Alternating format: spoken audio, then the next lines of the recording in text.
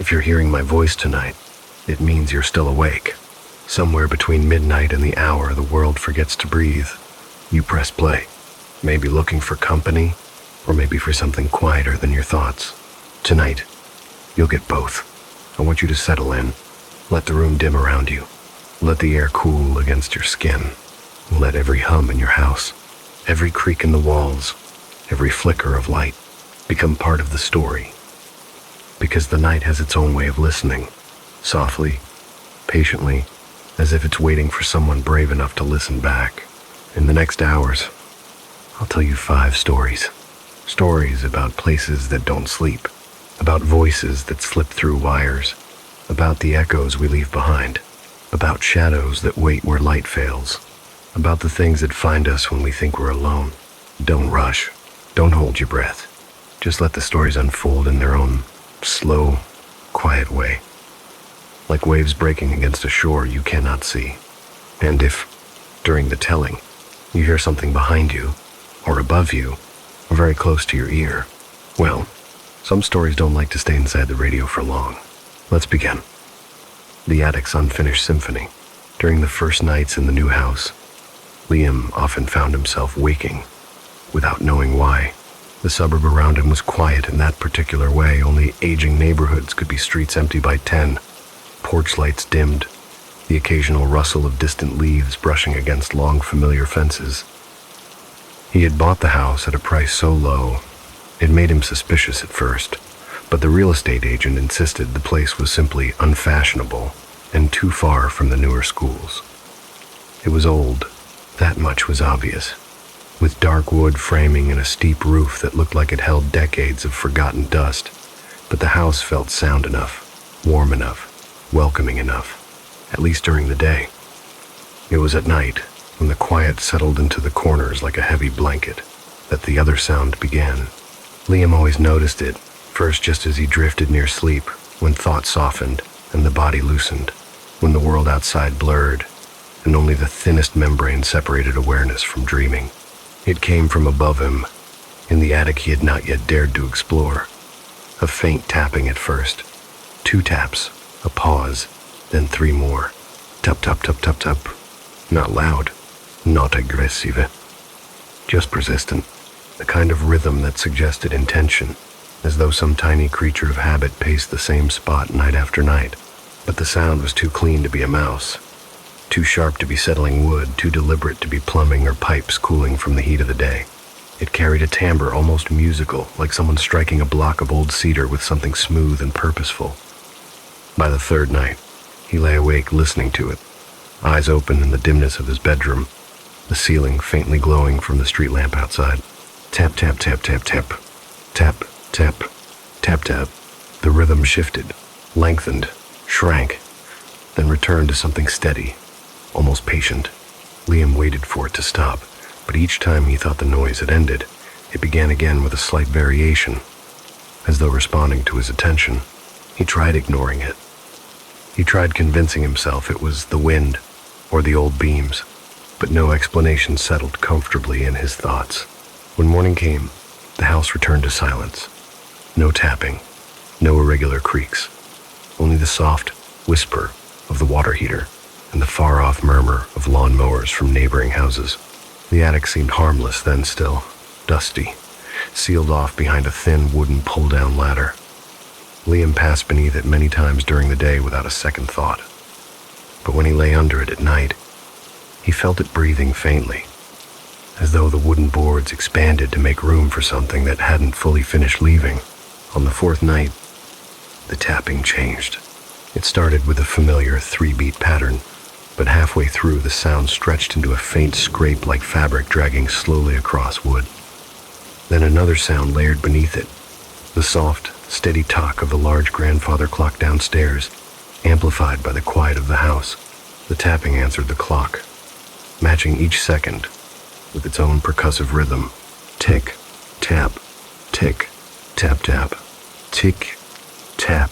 Liam sat up in bed.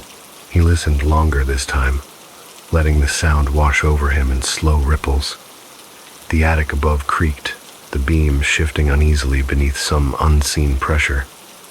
The tapping resumed, sometimes quick, sometimes drawn out, never quite chaotic, but always just shy of becoming a pattern he could understand. As he listened, he realized something unsettling. The rhythm wasn't random. It was searching. For what? He couldn't say. But the sound seemed to probe the silence, as if testing how much of the house was awake. On the fifth night, he finally rose from bed and stood beneath the attic door. The tapping halted immediately. The quiet that followed was dense, almost viscous, like the kind of silence that forms inside old churches or empty theaters long after midnight. Liam placed a hand on the pull string that dangled from the hatch. The rope felt colder than he expected, as though the attic above held a different temperature entirely. He didn't pull it open. He stood there for several minutes, listening to the quiet press into his eardrums. The air around him felt still, the walls waiting, the beams holding tension like the breath before a note is played. Then, very faintly, the tapping resumed, but softer, closer to the floorboards, more cautious, as if aware of the distance between him and the sound had narrowed. He backed away. For the rest of the night, he stayed awake, listening to the attic speak in broken rhythms until morning dissolved. The tension and sunlight scattered the shadows across his bedroom floor. By the end of the week, exhaustion overtook curiosity. The tapping had not stopped. If anything, it grew impatient faster, sharper, as though the unseen maker of the sound had grown frustrated with the passage of time. Liam began falling asleep in short bursts, drifting off, only to be snapped awake minutes later by a quick crescendo of knocking above him, followed by a long, aching scrape that vibrated faintly through the ceiling. He didn't look up anymore. He covered his ears. But the tapping threaded itself through the quiet spaces between his breaths. On the seventh night, something new joined the sound. A faint, thin note, almost like a violin string drawn too tight, whined above his head. It quavered in a sustained pitch before breaking abruptly into silence. Liam felt the hair on his arms rise. He exhaled a shaky breath. Something was happening up there, something trying to create. Something. A rhythm. A piece. A fragment of music that kept collapsing under its own weight. He remembered what the inspector had said offhandedly when handing over the house keys. It's a good structure, but the attic's a bit strange. The previous owner, he spent a lot of time up there. He hadn't asked more. Now he wished he had. The next morning, under the clear light of day, Liam climbed the ladder. Each step groaned. Dust floated in lazy spirals. The air turned colder as he reached the top.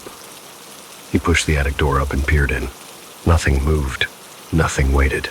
But something pressed its imprint into the space.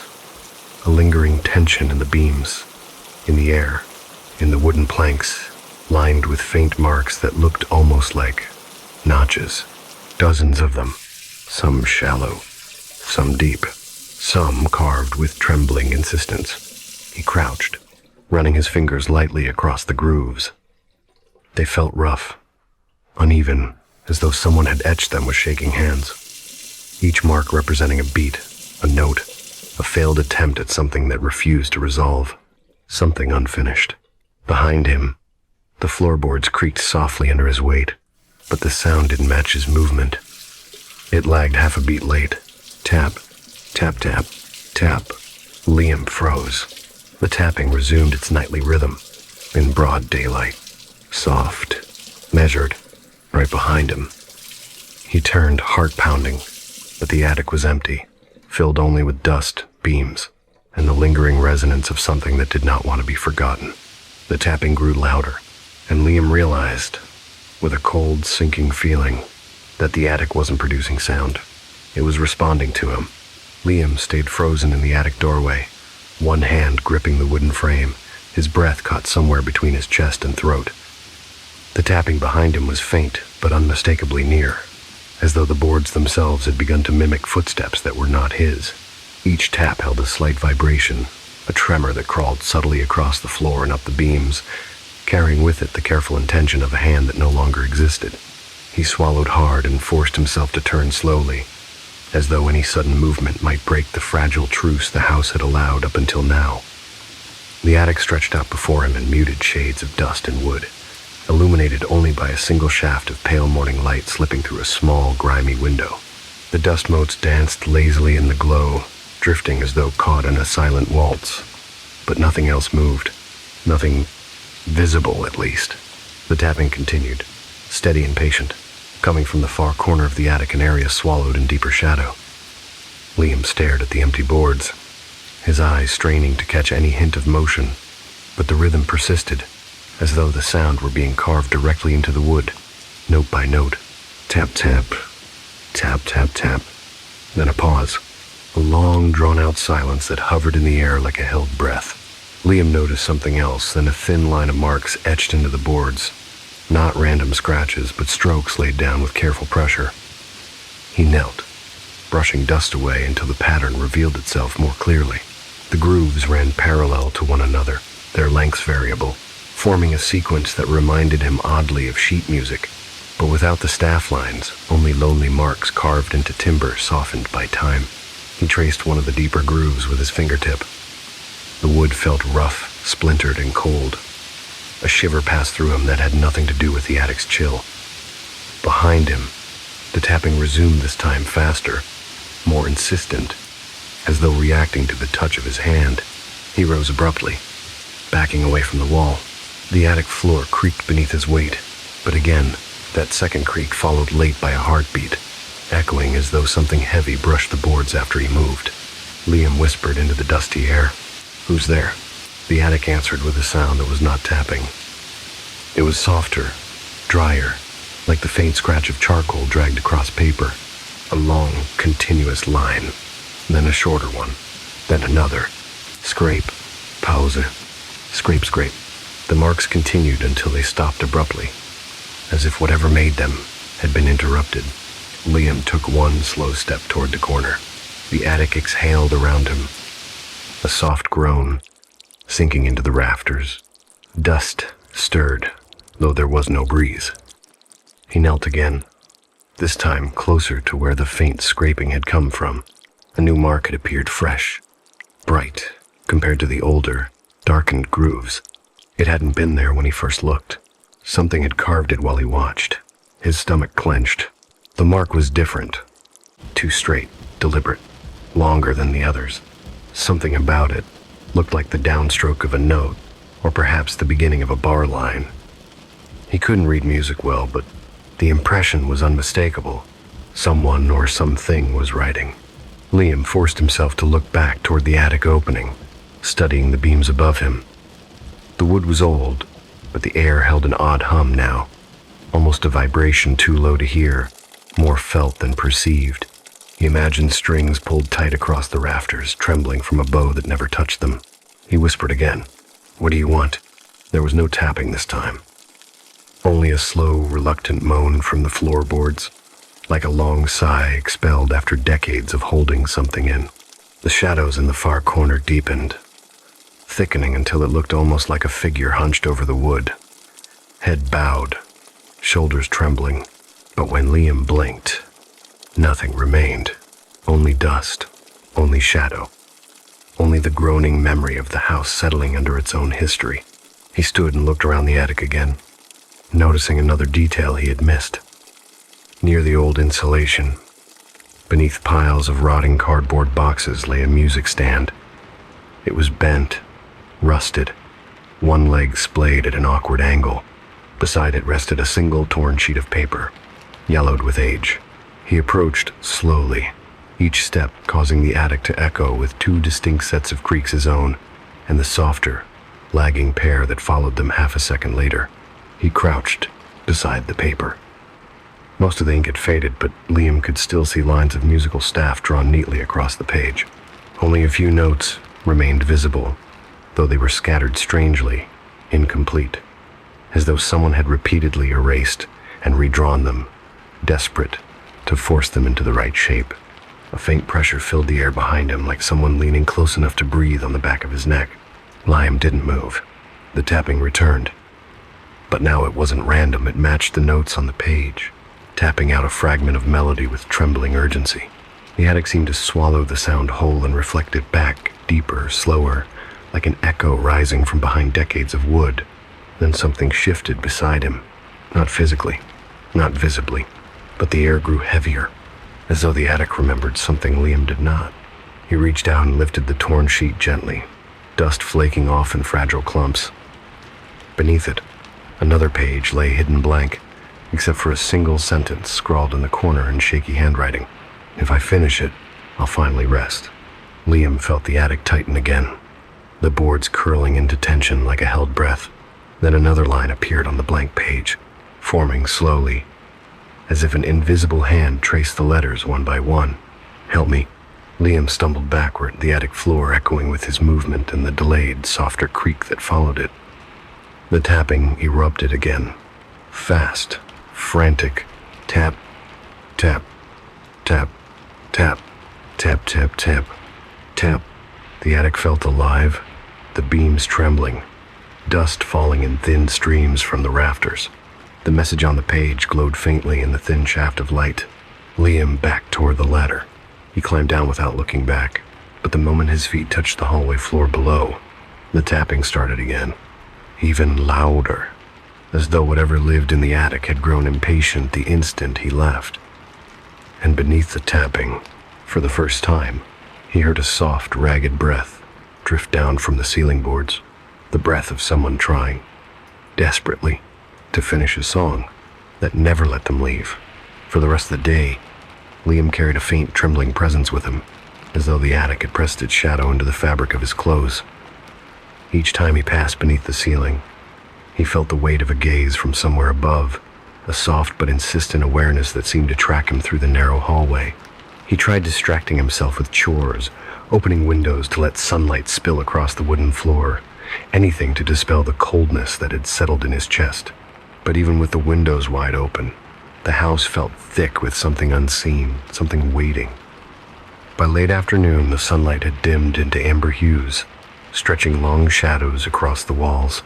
Liam moved cautiously into the kitchen, boiling water for tea, listening to the soft hiss of the kettle, as if it were a voice reminding him he was still rooted in the ordinary world. Yet, beneath the sound, beneath everything, he detected the faintest tremor, a small, muffled tap, not loud enough to be intentional, but loud enough to be heard. Tap, tap, tap, tap. He looked up at the ceiling. The attic answered with a long, low groan of wood settling under an unseen weight. Liam closed his eyes and leaned against the counter, feeling an uneasy warmth pulse at the back of his neck. He wondered, not for the first time, if he should simply ignore the sounds, pretend they were nothing but the quirks of an old house. But the memory of the new mark being scratched into the attic floor, the plea written in shaky letters, made that impossible. By the time night fell, exhaustion overtook him. He crawled into bed earlier than usual, telling himself sleep would reset everything, that dawn would bring the kind of clarity daylight always offered. He hoped, desperately, that the tapping would settle, that perhaps tonight the attic would rest. It did not.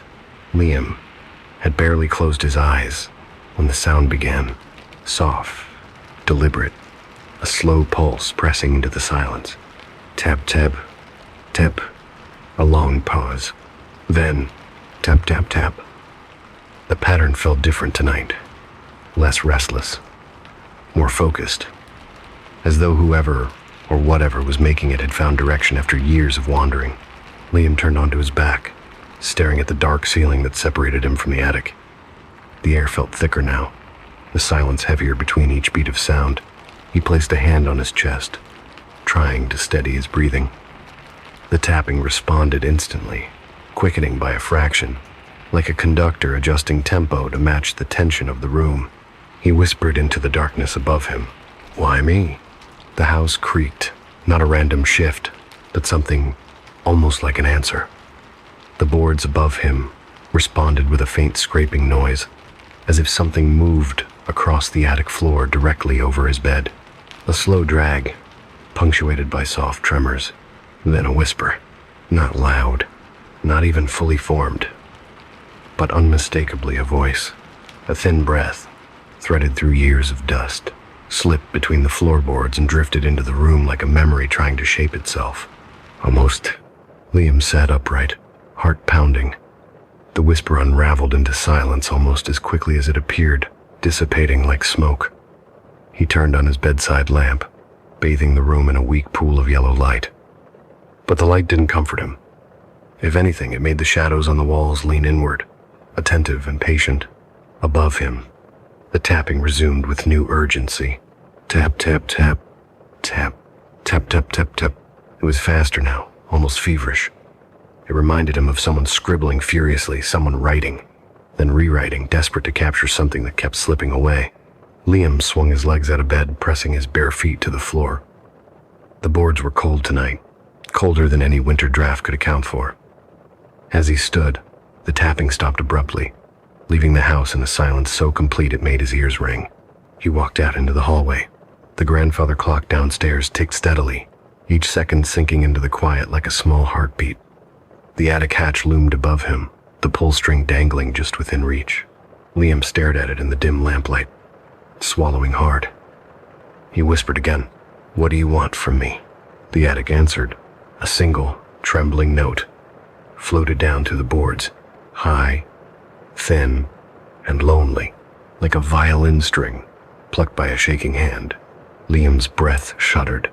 Then another sound followed, a soft flutter, like the turning of a page. He blinked.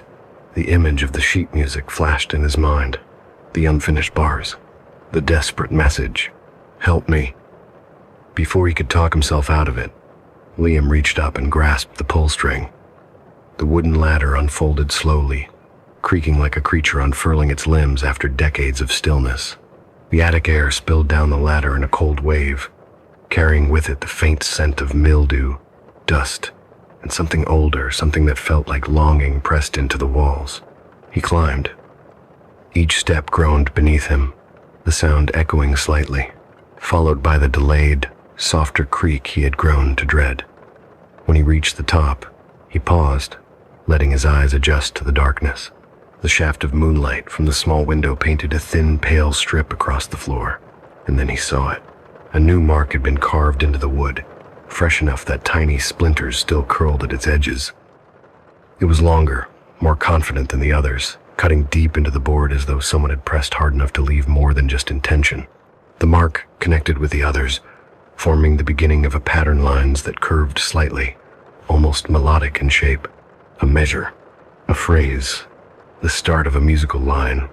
Liam knelt beside it, breath trembling. The attic floor hummed beneath his knees. Then the air stirred, not with breeze, there was none, but with presence. It gathered slowly, as though rising from the floorboards themselves, filling the empty space with a tension that felt almost like a held breath.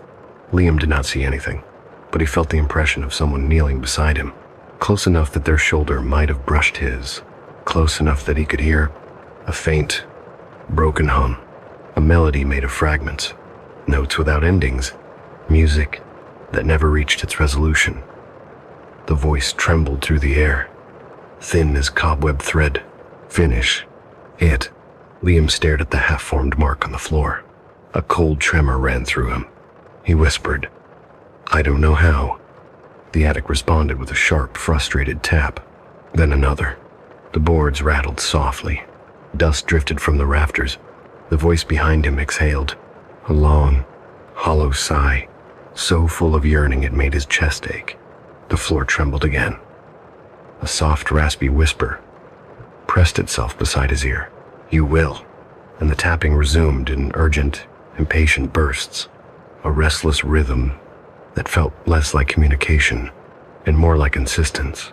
Liam stayed on his knees for a long while, feeling the tremor of the attic move through the wooden planks and into his bones, as though the house were pressing its unfinished breath against him.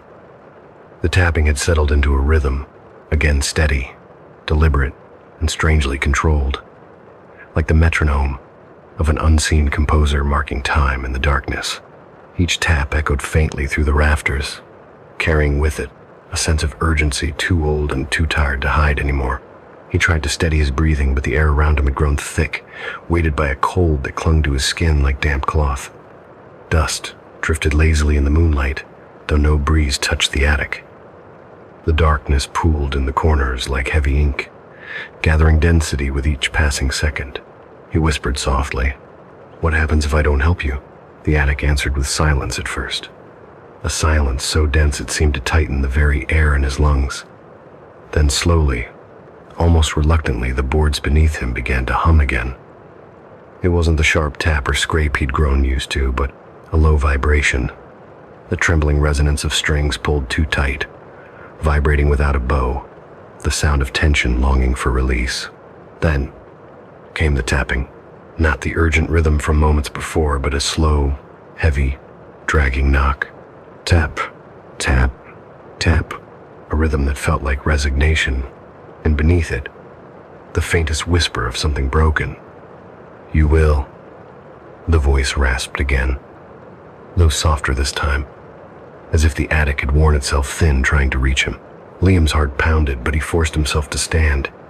His legs trembled as though the air itself were pushing back, trying to press him back down to the floorboards. He wiped his palms against his jeans and stepped away from the marks. The attic groaned at the shift, a long, aching protest that rolled through the beams overhead. He walked carefully to the music stand.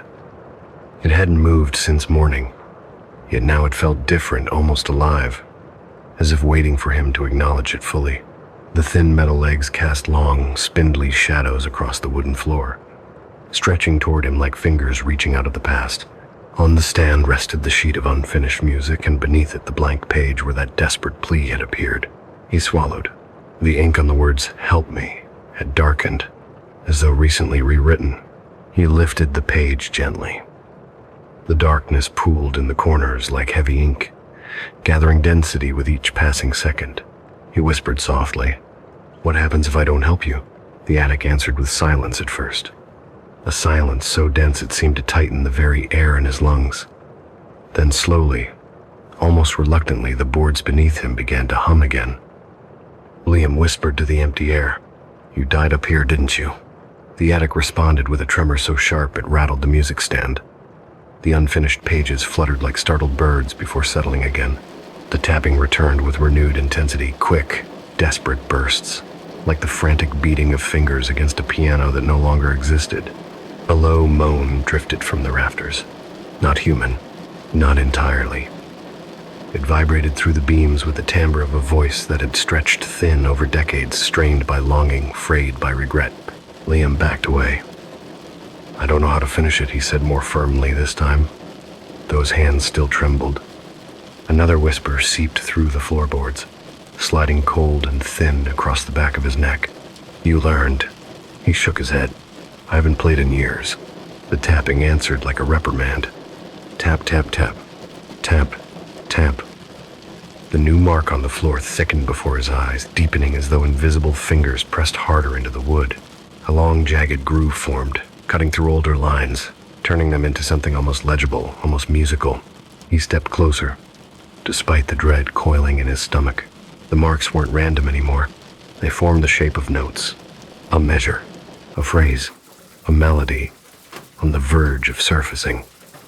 The attic creaked overhead, the rafters shifting as though something heavy had leaned forward to watch him understand. Liam whispered, "Is this the ending?" A soft hum drifted through the room, broken, trembling, but unmistakably yes. He reached toward the wooden floor, fingers brushing the carved marks. The second he touched them, the attic shuddered.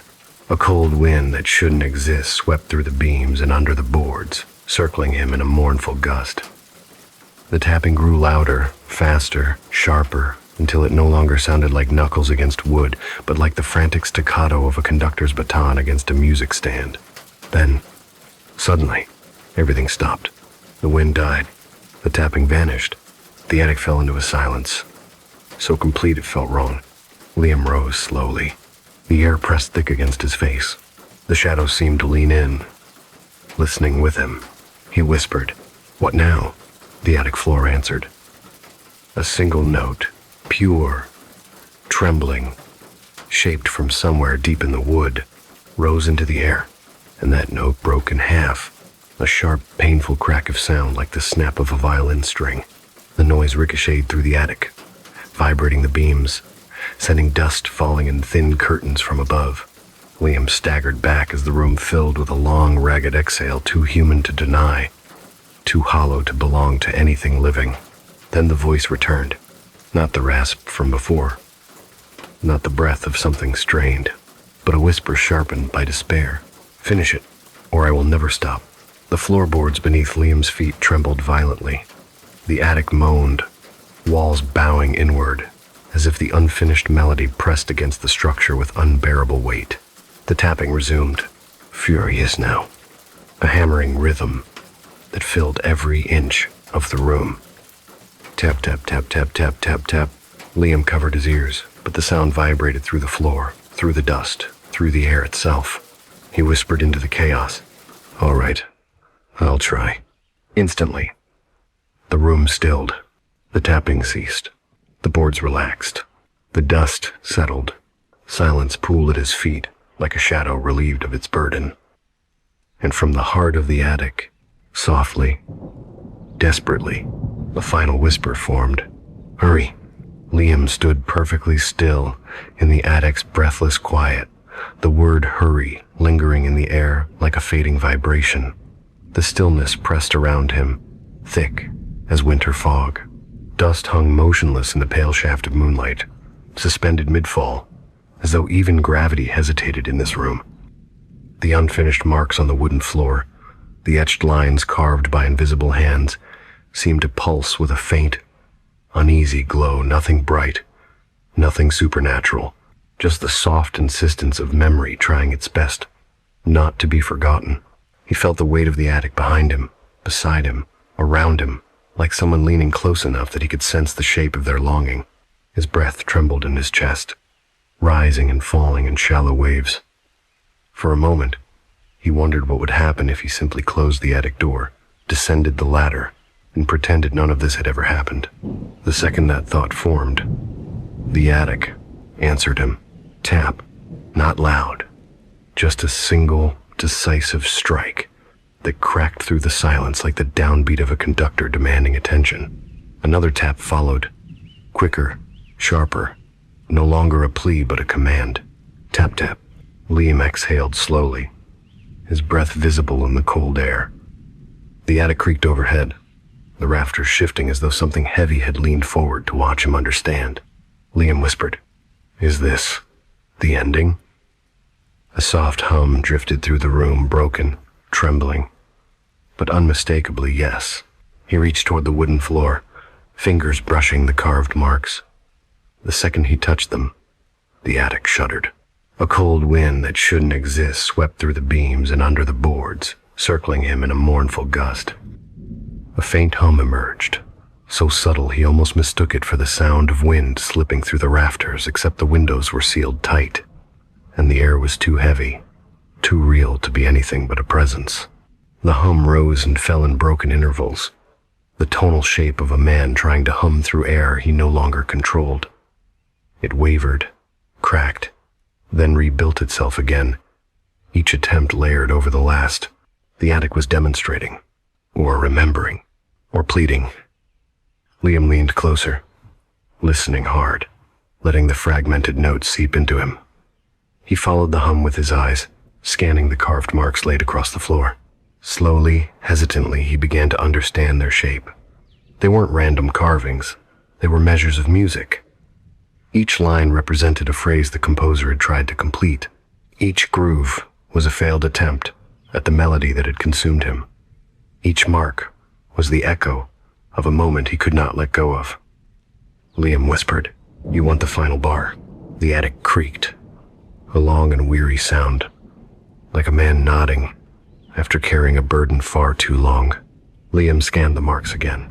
Some notes were clear, some were scratched out, some were repeated, with increasing desperation. But the ending, the final beat, the last motion of the song was missing.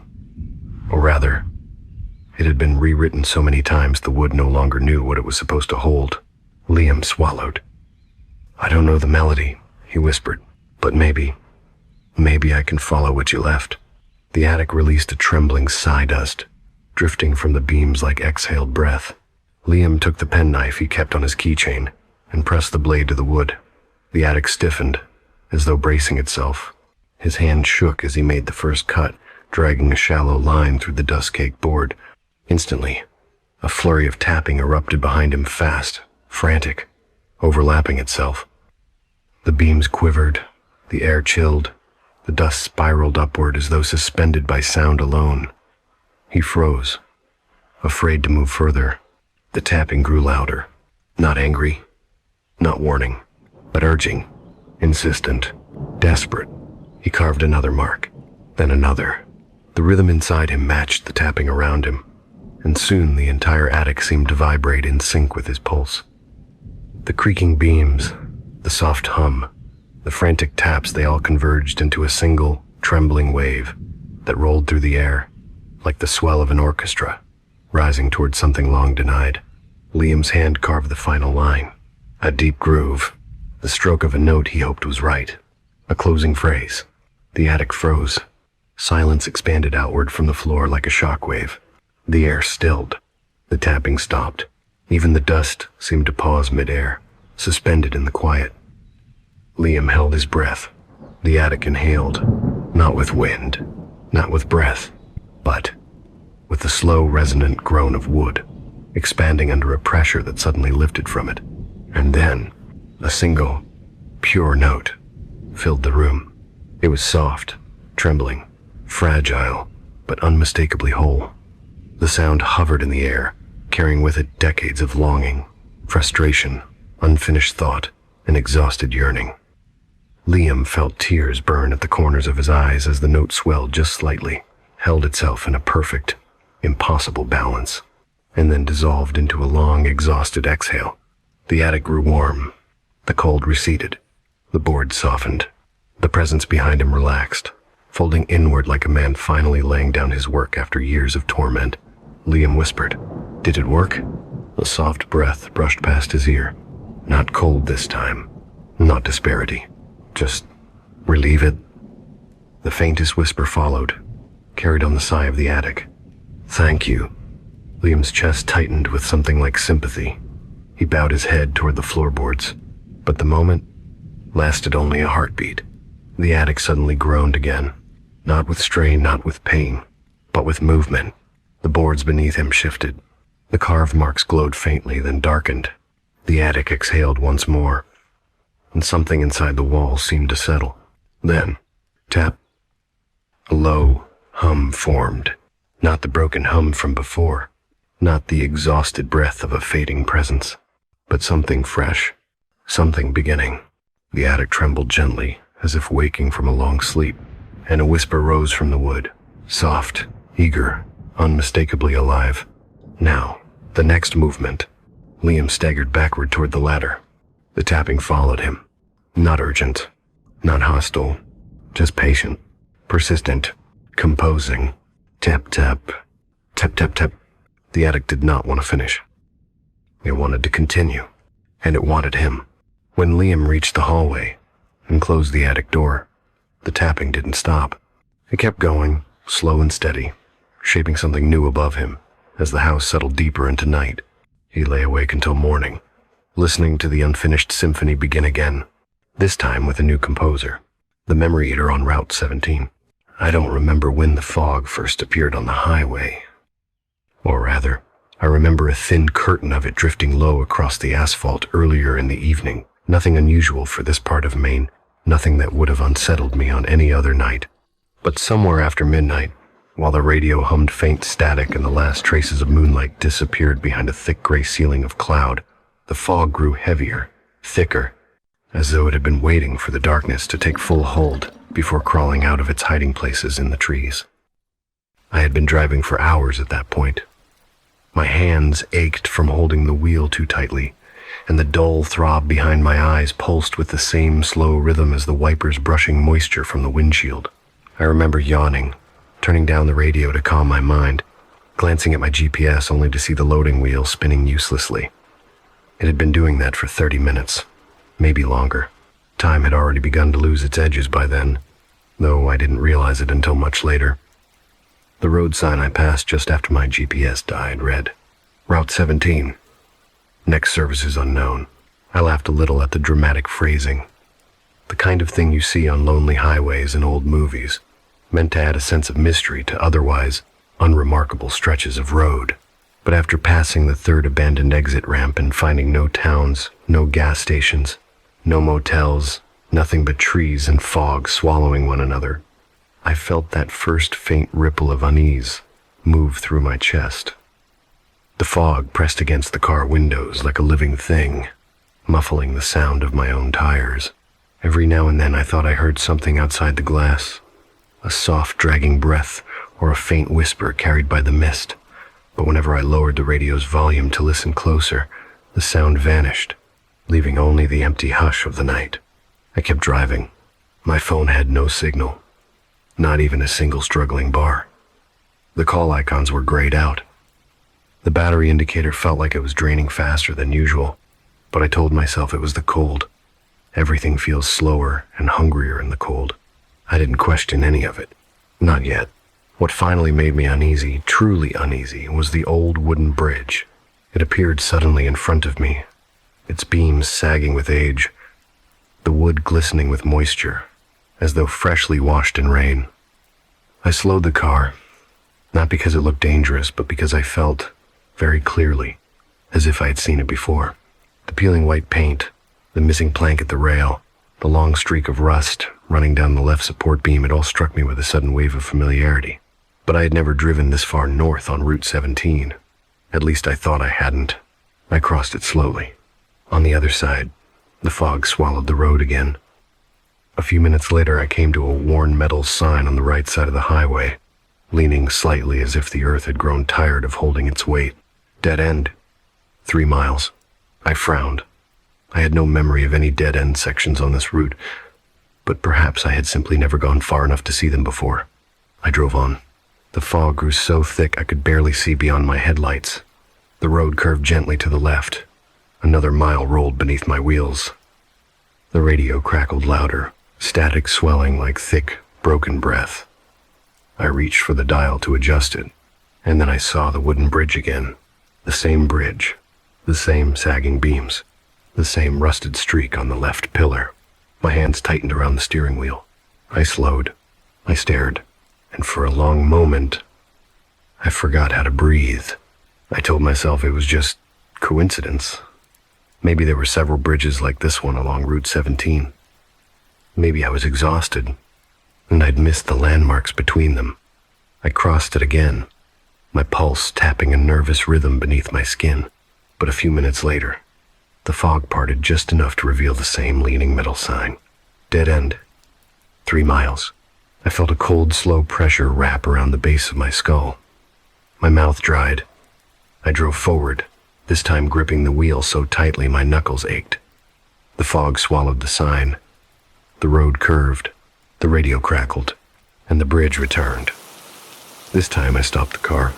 I put it in park right at the edge of the wooden span and sat there, listening to the sound of my own breath fogging the cold night air inside the car. My pulse felt disjointed, skipping a beat, then hammering too fast. I could taste the metallic edge of fear rising in my throat. Something was wrong. Something was wrong with the road, or the fog, or maybe with me. I leaned toward the windshield, squinting at the boards ahead of me, hoping I had imagined the peeling paint or the rust or the missing rail, but they were exactly as I remembered. And the worst part was this. I remembered them twice. Not from the drive earlier tonight, but from something older, something blurry, something I couldn't place. A memory that wasn't shaped clearly enough to grasp, only enough to unsettle. I reached for my phone again, even though I already knew what I'd see. No signal, no emergency calls, only a faint static echo in the speaker when I pressed the device to my ear, as if the fog itself were breathing down the line. I whispered, "Hello." That was when I heard it. A voice on the other end. Not a voice I recognized. Soft, dry, close. "You don't remember why you're here." I dropped the phone into my lap. For a long, terrible moment, I couldn't move. My lungs tightened, my skin crawled with cold pressure, and every instinct inside me urged me to start the car again and drive, just drive, even if the road looped endlessly. The fog leaned against the windows. Something shifted in the back seat. Just a small shift, just enough to touch the air. I didn't look. I put the car in drive. I stepped on the gas. I crossed the bridge for the third time, and the fog closed behind me like a door. I told myself that if I just kept the car moving, if I kept my eyes locked on the ribbon of headlights ahead of me and refused to look anywhere else, the road would eventually unknot itself. Roads don't loop like snakes eating their own tails, I muttered under my breath. Fog doesn't rearrange bridges. Memory doesn't slip. But the more I drove, the more that quiet certainty inside me began to unravel. The fog thickened until it looked like slow-moving smoke drifting between the trees. The headlights pushed through only a few feet before dissolving into the gray. The sound of the engine softened, muffled by the heaviness in the air, as if the fog had weight, as if it pressed against the hood, the windshield, the doors, reshaping the noise into something quieter, more distant. I gripped the steering wheel harder. My palms felt damp. I wiped them on my jeans, then wrapped them around the leather again, trying to remember the last town I'd passed, the last gas station, the diner I'd eaten at earlier that evening, the route I'd taken, the purpose of my trip, the hotel I was meant to be heading toward. I couldn't recall any of it. Not the town, not the purpose, not even the color of the receptionist's shirt when I checked out that morning. A strange pressure flickered behind my eyes, like a headache trying to form but never fully arriving. I shook my head, trying to clear it, but the fog only pressed closer. The radio hissed under my fingers. I tried changing the station, but every frequency was the same. Static, static, static. The occasional crackle of something like a sigh layered beneath it. I turned it off. Silence filled the cabin, the kind of silence that feels stretched, not empty, the kind that seems to hold its breath between heartbeats. I checked the rearview mirror. A mistake. There was nothing there, at least nothing I could describe clearly, but the shape of the darkness felt wrong. Too dense, too tall. A shadow with no outline. A pocket of missing light, as if something had carved away a chunk of the air behind me and left only emptiness. I jerked my eyes forward. My breathing quickened. My skin prickled. I forced my mind to focus on the road. That was when the déjà vu arrived. Not as a gentle nudge, not as a playful trick of memory, but as a violent lurch, a vertigo that rippled through my entire body. The trees on the side of the highway, dark silhouettes swallowed by fog, looked exactly the same as they had 20 minutes ago. The shape of the curve ahead was identical. The faint slanted shadow across the asphalt, cast by the leaning road sign, hadn't changed, and when I turned the next bend, I saw it waiting for me, the wooden bridge. Again, I felt my throat tighten. My hands trembled around the wheel, but I couldn't bring myself to stop this time. I drove across it slowly, staring at the missing plank on the left rail, the rust streak, the sagging beam, and the wet boards glistening beneath the headlights. Halfway across, the radio turned itself back on, not with a station, not with a voice, just static, sharp, soon, violent, a burst of white noise that filled the cabin like a scream torn into pieces. I reached to turn it off, my fingers shaking, but before I could touch the dial, the static shifted, softened, slid downward into something else. A whisper rose from the mess of noise, faint at first, then clearer, as if the fog were pressing it closer to my ear. "You don't remember, do you?" I froze. The voice was neither male nor female. Not human. Not fully there. It sounded like breath dragged across a hollow space.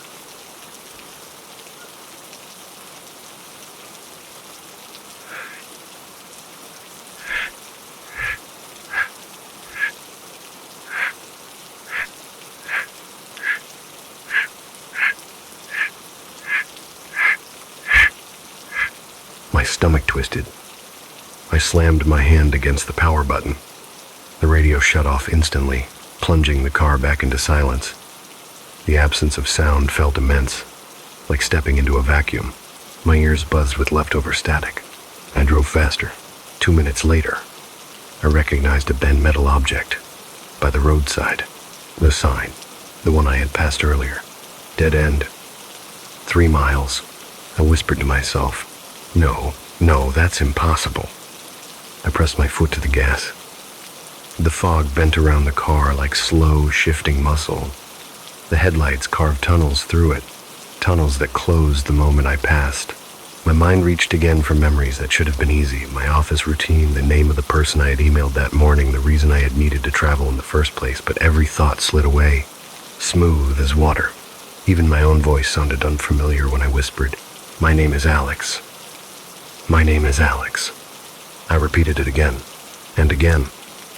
The fog swallowed the words. I gripped the steering wheel as if it were the only solid thing left in the world. A few miles passed, or maybe the same mile passed a few times, and then somewhere behind me I heard breathing. Not my own, not the quiet hum of the car, but a slow, steady inhalation, as though something in the back seat were drawing in the cold air of the highway and tasting it. My throat tightened. My vision blurred at the edges. I didn't dare look in the mirror again. I kept my eyes locked on the road, telling myself that if I didn't acknowledge it, it couldn't be real. But the breath behind me grew deeper, closer, hungrier. I whispered again, almost begging, "My name is Alex." The breath behind me answered with a soft, wet exhale, as if something had just taken a piece of the word with it. I can't say exactly when I realized I had forgotten more than just the details of my trip. It wasn't a sudden drop, not a clean cut, but something quieter, like a slow leak I didn't notice until the floor beneath me was already slick with water. As I drove deeper into the fog, the world around me felt thinner, as though the road were being erased behind the car piece by piece, leaving only the stretch of asphalt within reach of my headlights. The breathing behind me continued, soft at first, measured, almost rhythmic.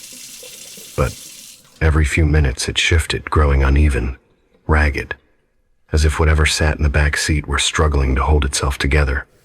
I didn't look. I couldn't. My body refused to turn.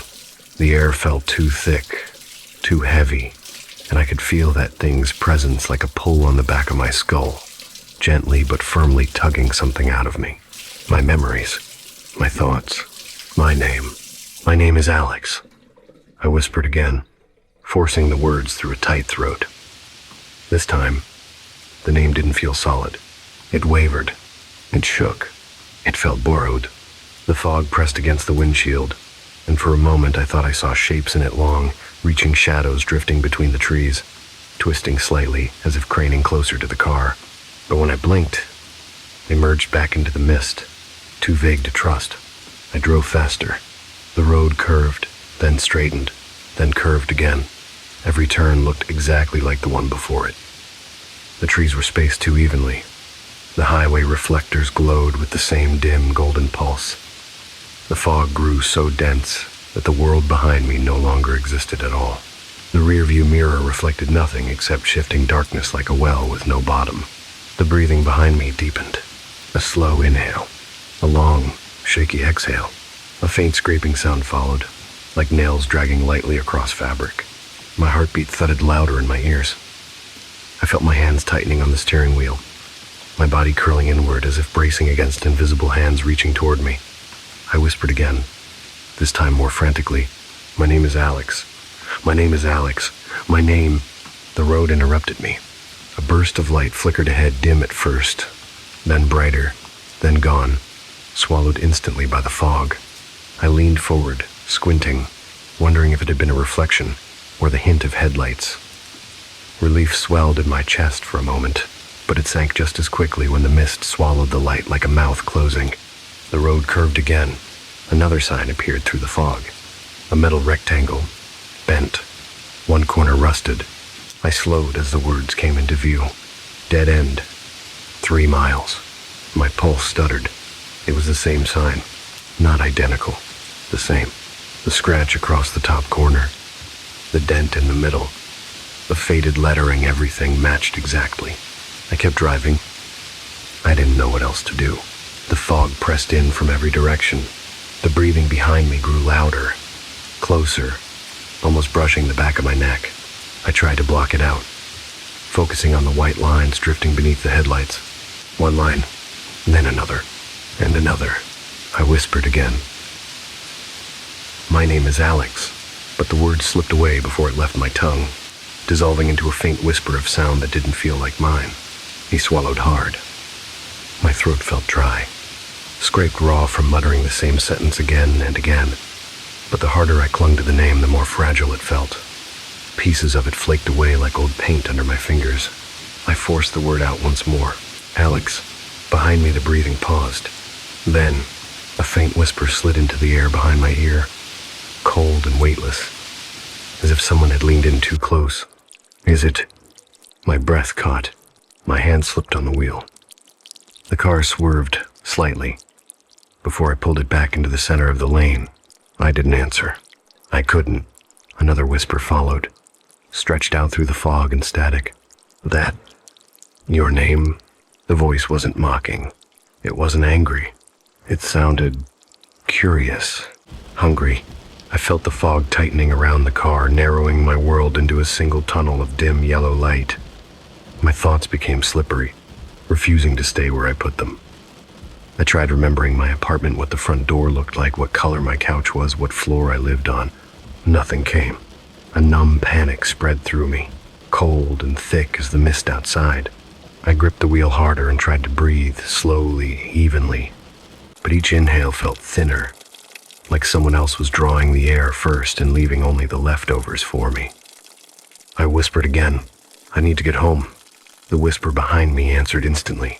Where is that? I didn't respond. My jaw tightened. Tears pricked at the corners of my eyes. Not from sadness, but from the rawness of forgetting. I tried to picture home. A doorway. A street. A lamp. A mailbox. Nothing. Not even the vague outline of a room or a hallway. The fog outside pulsed lightly, as if breathing with the whisper behind me.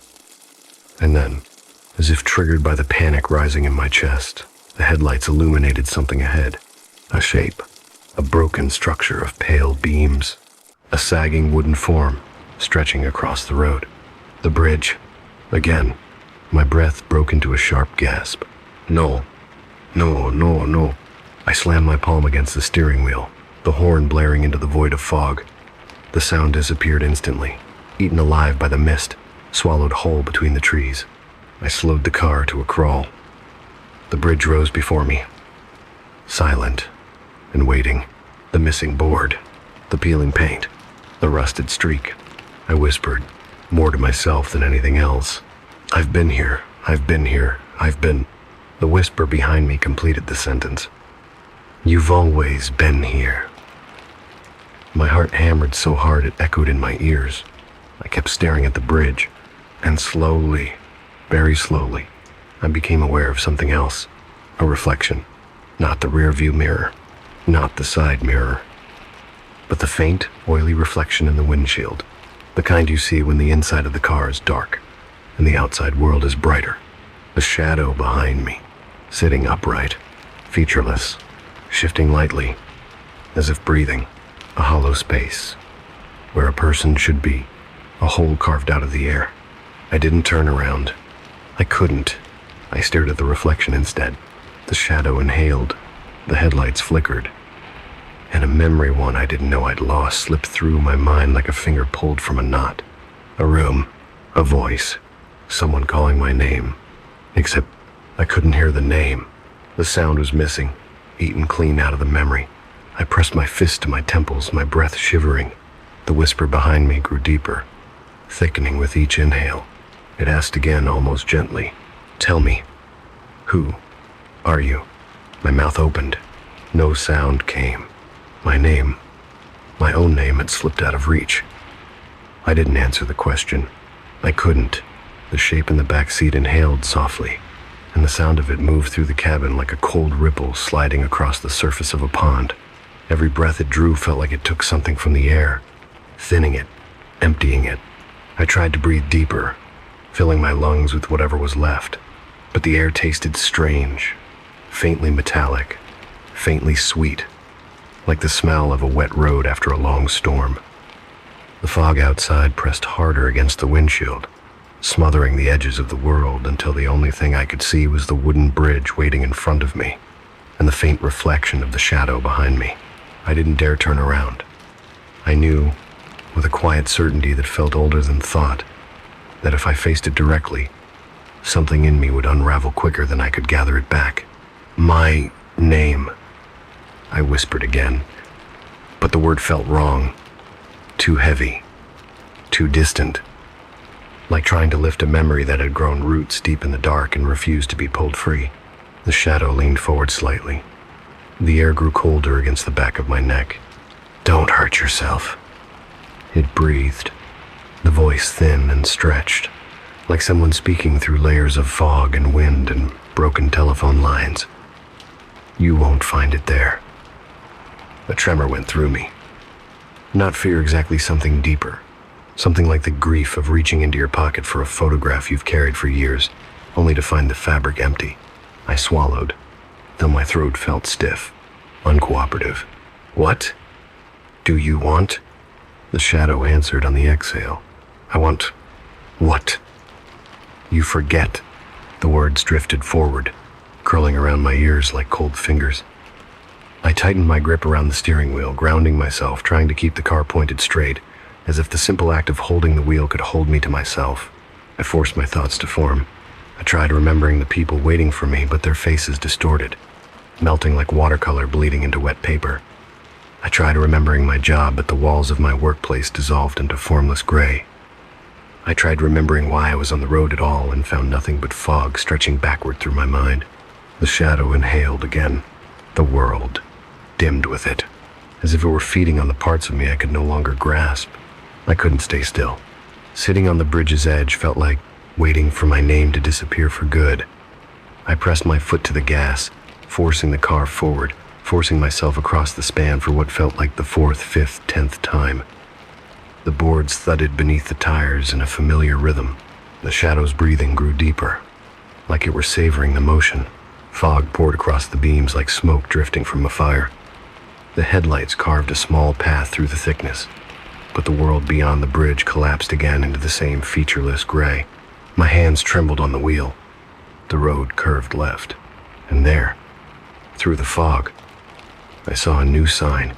My heart lurched. It wasn't the dead end, 3 miles sign. This one was smaller, older, the paint almost gone. Only a faint patch of letters clung to the rusted metal. "You are." The rest was scratched out, violently, in long horizontal streaks. I slowed, staring at the half message. The shadow behind me leaned closer, filling the mirror with deeper darkness. "Don't look back," it whispered, almost gently. "There's nothing for you there." A hollow sound rose in my chest, a quiet collapse of something unnamed. The world felt thin. The air inside the car vibrated with its breathing. The fog outside pulsed softly like a membrane stretching and contracting. I whispered, "I need to get off this road." The shadow exhaled sharply, shaking the car ever so slightly. "There is no off." My breath hitched. I pressed harder on the gas, and the road seemed to stretch indefinitely. The fog thickened into a living wall. My headlights barely carved a few feet of clarity. The steering wheel felt colder each minute, as though the warmth of my hands wasn't enough to keep the car grounded. The radio crackled again softly, almost apologetically, before a thin voice seeped through the static, echoing the same tone as the whisper behind me, but layered with something older, deeper.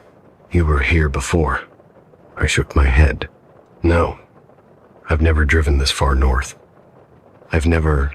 The radio interrupted with a hiss, then a sentence spoken so clearly it felt like ice pressed against the back of my teeth. "You forget every time." My blood ran cold. The car lurched slightly to the right.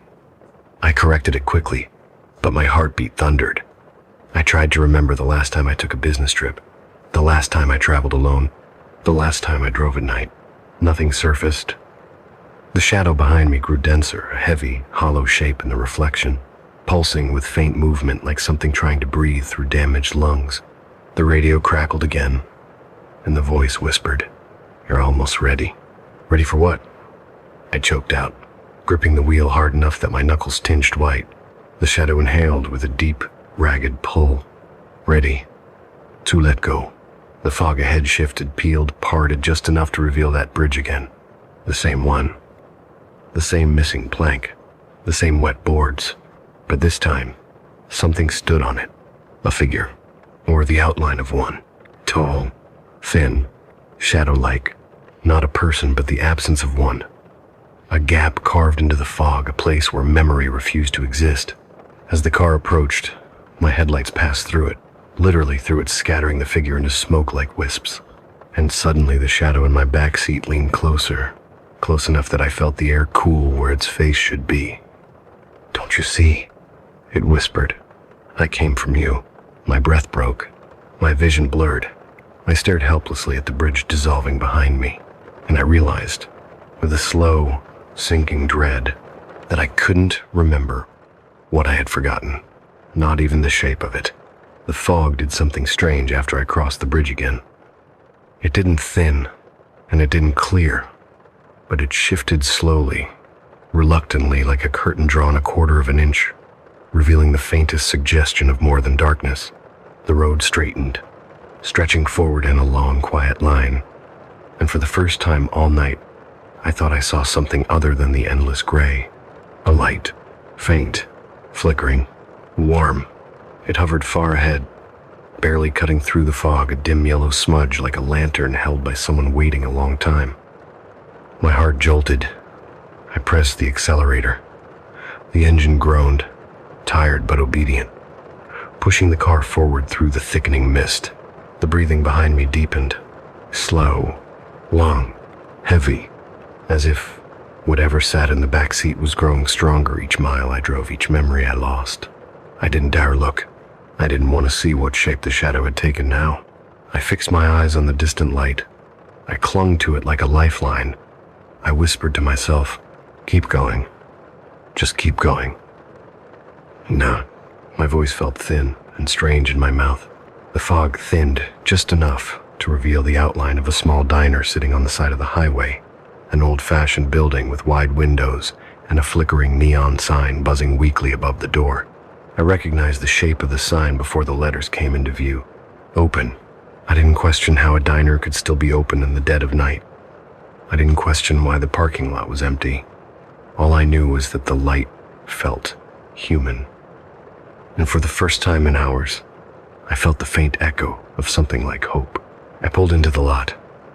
The car headlights swept across gravel, across the front door, across the large window where silhouettes of people sat at tables. Movement. Human movement. I slammed the car into park. The breathing behind me thickened, filling the cabin with a sound that was both inhale and hunger. I reached for the door handle without turning around, fingers slick with cold sweat. The whisper came again. Closer. Wet. Starved. You won't be you out there. I pushed the door open. Cold night air flooded in, washing over me like a shock. The fog drifted off my shoulders as I stepped out, leaving the car behind. I didn't look back. I couldn't. My legs felt weak as I stumbled toward the diner entrance. The neon sign buzzed above me, its pale glow flickering with each beat of my heart. When I pushed open the door, a warm wave of sound met me. Cutlery, clinking, low murmurs of conversation. The faint hum of music playing from an old radio behind the counter. The moment I stepped inside, everything stopped. Every head turned toward me. Every conversation dissolved, mid-sentence. Every pair of eyes stared with the look I couldn't name: fear, concern, shock, recognition. Maybe all of them. A waitress near the counter raised a trembling hand to her mouth. "Oh, God. You look..." She didn't finish. A man by the window stood halfway from his seat. "Sir, are you all right?" I opened my mouth to answer, relieved by the sound of human voices after miles of silence. But nothing came out. Not a word. Not a whisper. Not even a breath. My name, my purpose, my identity. Everything was gone. I felt it the same way someone notices the absence of a limb, the ghost of a memory, not the memory itself. The waitress stepped closer. Her voice was gentle. "What's your name? We can help. Just tell us your name." My mind reached for it, stumbled, reached again, slipped. "Yeah." The sound rasped from my throat, empty and unfamiliar. A hollow echo in a cavern. I don't know." A hush fell over the diner. People exchanged worried glances. Someone whispered, "Another one." The room spun slightly. and I grasped the nearest chair to steady myself. A cold wind brushed the back of my neck. I knew without looking that the fog was pressing against the diner windows, thickening again, coiling itself around the building like a tightening fist. Behind me, through the glass of the door I'd left ajar, I saw only fog. Thick, dark, waiting. Something moved within it. A shape, a shadow, a hollow place where something should have been. It sat in the driver's seat of my abandoned car, its head tilted slightly, as if watching me, as if deciding. The waitress's voice trembled beside me. "What were you running from out there?" I swallowed, trying to gather the fragments of myself before they slipped back into the fog, but there was nothing left to gather. I whispered. There was something on Route 17. A shadow, a hole in the air, and it took something from me. The man by the window shook his head slowly, grimly. They always do. My pulse hammered. I clenched the back of the chair. The fog outside pressed harder against the glass. The shadow in the car leaned forward, and in the deepest, rawest place inside me, a realization unfolded like a warning whispered too late. The thing in the fog hadn't followed me. It had never been behind me. It had been carrying me, feeding on my memories, my name, my identity, each lost detail pulling me deeper into its orbit. The waitress spoke again, her voice thin and terrified. "Do you remember anything at all?" I opened my mouth, but the fog outside throbbed with a slow, hungry pulse, and a whisper slid through the crack in the doorway, curling into my ears like a cold finger. "You won't remember for long." The diner lights flickered. The fog swallowed the car. A long, distant engine hum drifted away into the midnight highway. Then somewhere, out on Route 17, a shadow that remembered me, far better than I remembered myself, began to search for its next meal. The curator's perpetual portrait. The gallery was never meant to feel alive at night, but there were moments, particularly on winter evenings, when the heating shut off at midnight, and the marble floors held the chill like a preserved breath, when the entire place seemed to inhale the darkness. George had worked the night shift long enough to recognize that sensation, to know when the air was merely cold and when it felt more like it carried a quiet intention. Yet even he paused for half a second, when he unlocked the side door and stepped inside, letting the soft thud of it closing echo down the long corridor. The lights overhead were dimmed to their night setting. Long rows of soft amber lamps set into the ceiling, casting the walls in a warm, almost candle-like glow. The marble floor reflected each faint light in blurred, watery stretches, and George's footsteps slid across them in slow, measured echoes. He walked his usual route along the west wing, checking window locks, glancing at motion sensors, making sure nothing had shifted since the last patrol. His keyring tapped lightly against his hip, a small rhythmic counterpoint to the sound of his boots on stone. He was alone. Or rather, he was supposed to be. The new acquisition, the only thing that disrupted the predictable piece of his shift, had arrived earlier that afternoon. A portrait, heavy and old, sealed behind glass thicker than any painting really required. The curator had insisted it needed to stay in the East Room overnight, just until its proper mount was finished. "It's only one night," the manager had said, handing George the folder. "Just keep an eye on it." The last curator who worked with this piece was meticulous. The pause had been strange, as if he were choosing a word that wasn't his first choice. George didn't think much of it then. Art people were always a little eccentric. He respected that. But now, as he moved deeper into the silent halls, he thought about that hesitation again, slow and uneasy, like a pit forming in the center of the thought. He followed the corridor around the bend to the east wing. The temperature dropped another few degrees, just enough to make the hairs on his arms lift beneath his jacket. The ventilation system here was old and unpredictable. He told himself it was nothing more than that. Still, he tugged the zipper a little higher. His footsteps grew softer on the stretch of polished stone leading to the East Exhibition Room. Through the narrow strip of glass and the large double doors, he could already see the faint outline of a frame mounted on an easel inside. A single spotlight shone down from above, isolating the portrait in a warm circle of light, leaving the rest of the room to sink into shadow. George pushed open the door quietly. though no one was there to disturb. The hinges gave a low, almost polite groan. The air in the room was colder than the hall, cold enough that a faint draft slipped across his face the moment he stepped inside. He thought again of the old ventilation, the window in the corner that had never closed quite tightly no matter how often maintenance tried to fix it. The winter leaking through in thin, whispered streams. The portrait stood at the center of the room like a solitary guest waiting for someone who was late. Its frame was wide and old, darker at the edges as if the wood had absorbed decades of breaths and secrets. George stepped closer, running his eyes over the placard placed temporarily on the pedestal. The Watcher, oil on canvas, undated, artist, unknown, collection of R. Havelock, private estate. George frowned slightly. The gallery rarely displayed anonymous works. They preferred pieces with provenance, with clear histories and papers and dates. But he wasn't paid to question curatorial choices. He walked around the portrait, circling it slowly, checking its mounting equipment, the security straps, the motion sensors angled toward it. Then, inevitably, his gaze lifted. The man in the portrait looked older than the frame itself. A thin, almost skeletal face with high cheekbones, a slightly pointed chin, and lips drawn together not in a frown or a smile but something more ambiguous, reserved perhaps, or waiting. His hair was pale, silver-white with streaks of gray, combed neatly back as if he'd sat for the painting just moments before the brush touched canvas. But it was the eyes that stopped George.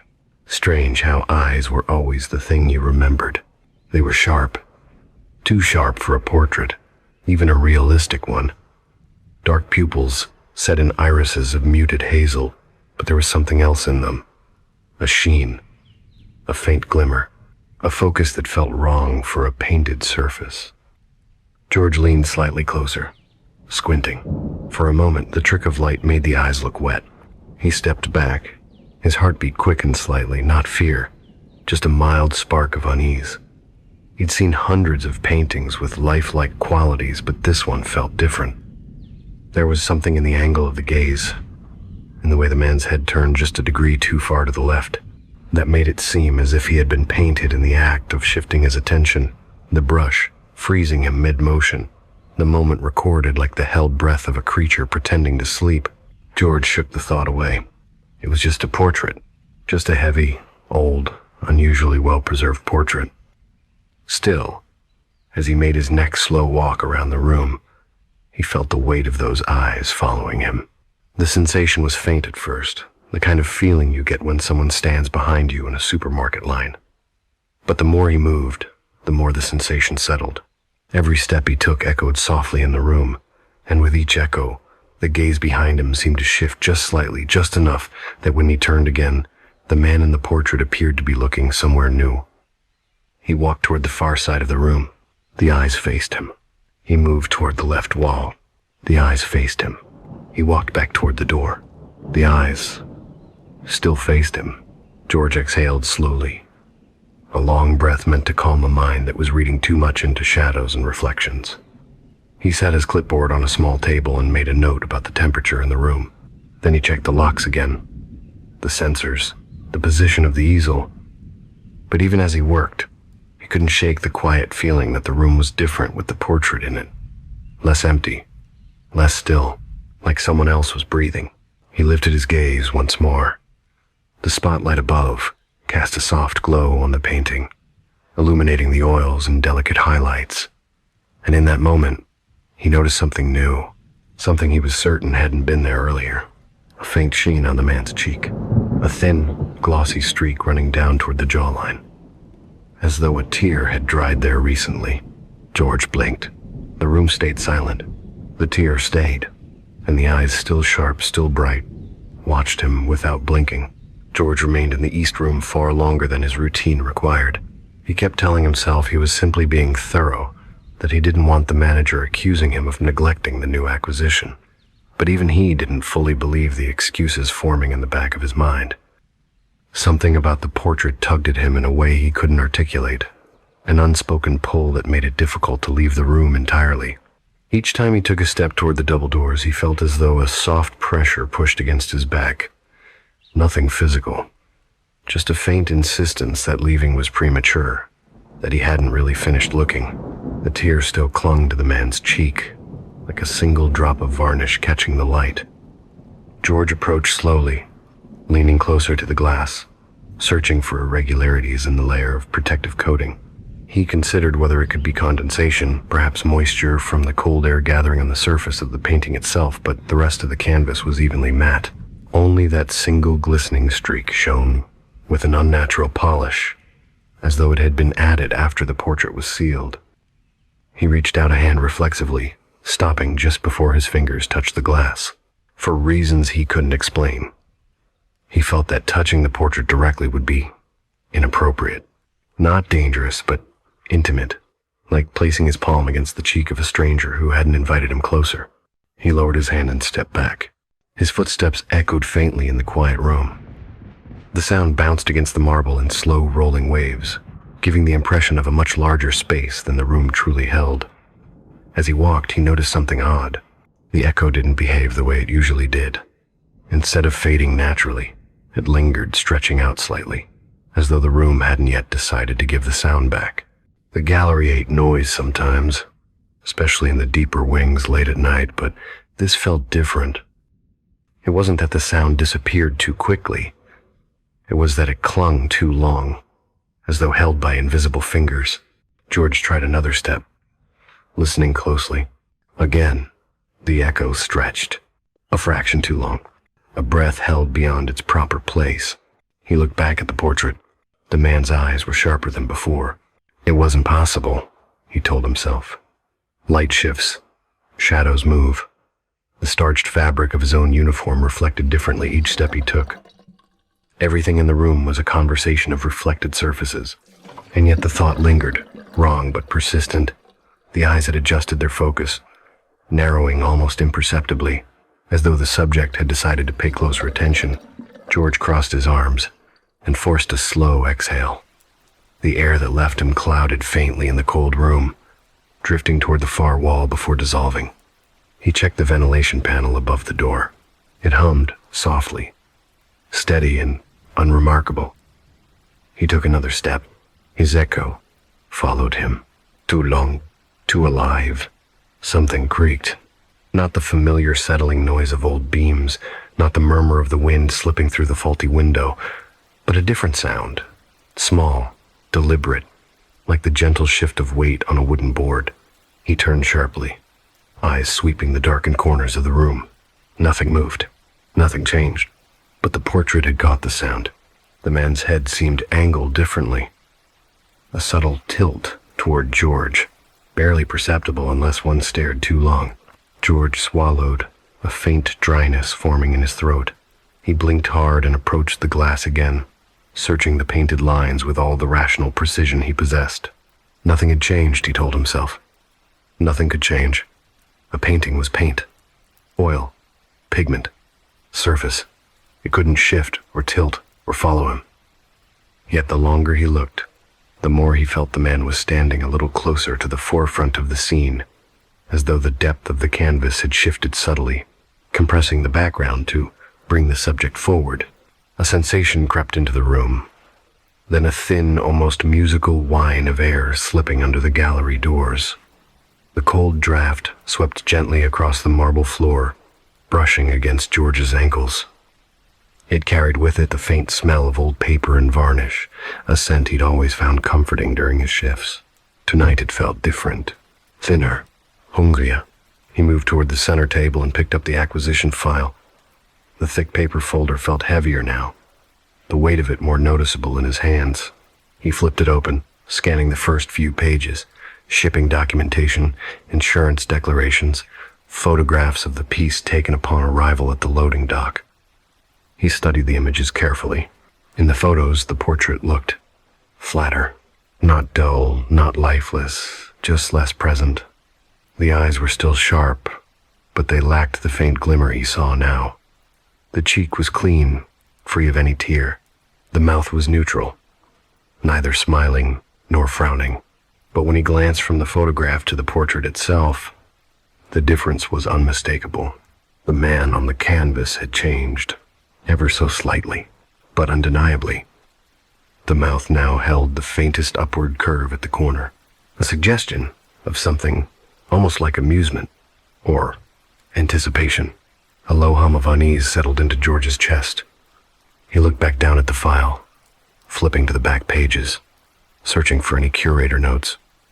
There weren't many, just a brief line scrawled in handwriting he didn't recognize. Do not leave it unattended. It responds to presence. George stiffened. Responds? He scanned for the curator's name, but the signature was incomplete. Just a first initial and a fragment of a surname. There were no staff numbers, no forwarding contacts, no attached curator statement. In fact, the file felt conspicuously thin for a piece supposedly kept in a private estate for decades. He stepped backward instinctively, placing more distance between himself and the portrait. His heel clicked against the marble, and the sound echoed again, this time too loud for such a small movement, swelling unnaturally before collapsing into silence. George's eyes flicked to the painting. The man's eyes glinted. A faint, new detail, a pinpoint of reflected light that seemed to move. For one long, quiet moment, George stood perfectly still. The room felt suspended, breathless, listening. The cold draft curled around his ankles again, chilling the air enough for him to see his breath leave him in a slow plume. And then beneath that stillness he heard something soft, the faintest sound of bristles brushing canvas. So quiet he almost thought it was memory, or imagination, or the whisper of air over old varnish. But it came again, brush against canvas, slow, deliberate, as though a hand was finishing a stroke. George's skin prickled. He looked down at his own shadow on the floor.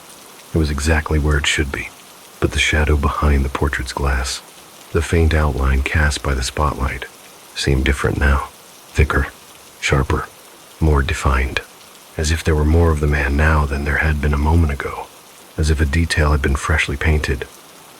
And as George stared, a quiet, almost inaudible sigh slipped from the direction of the canvas, soft and controlled, like a breath finally allowed to escape after being held too long. George stood very still, as though freezing his body might steady his mind. The faint sigh that drifted from the painting hung in the cold air for several long seconds, trembling like breath caught on the edge of a whisper. He tried to convince himself it was nothing more than the old ventilation system exhaling after a mechanical shift, but the sound had not come from above or behind him. It had come from the direction of the portrait, soft, intimate, too human to mistake.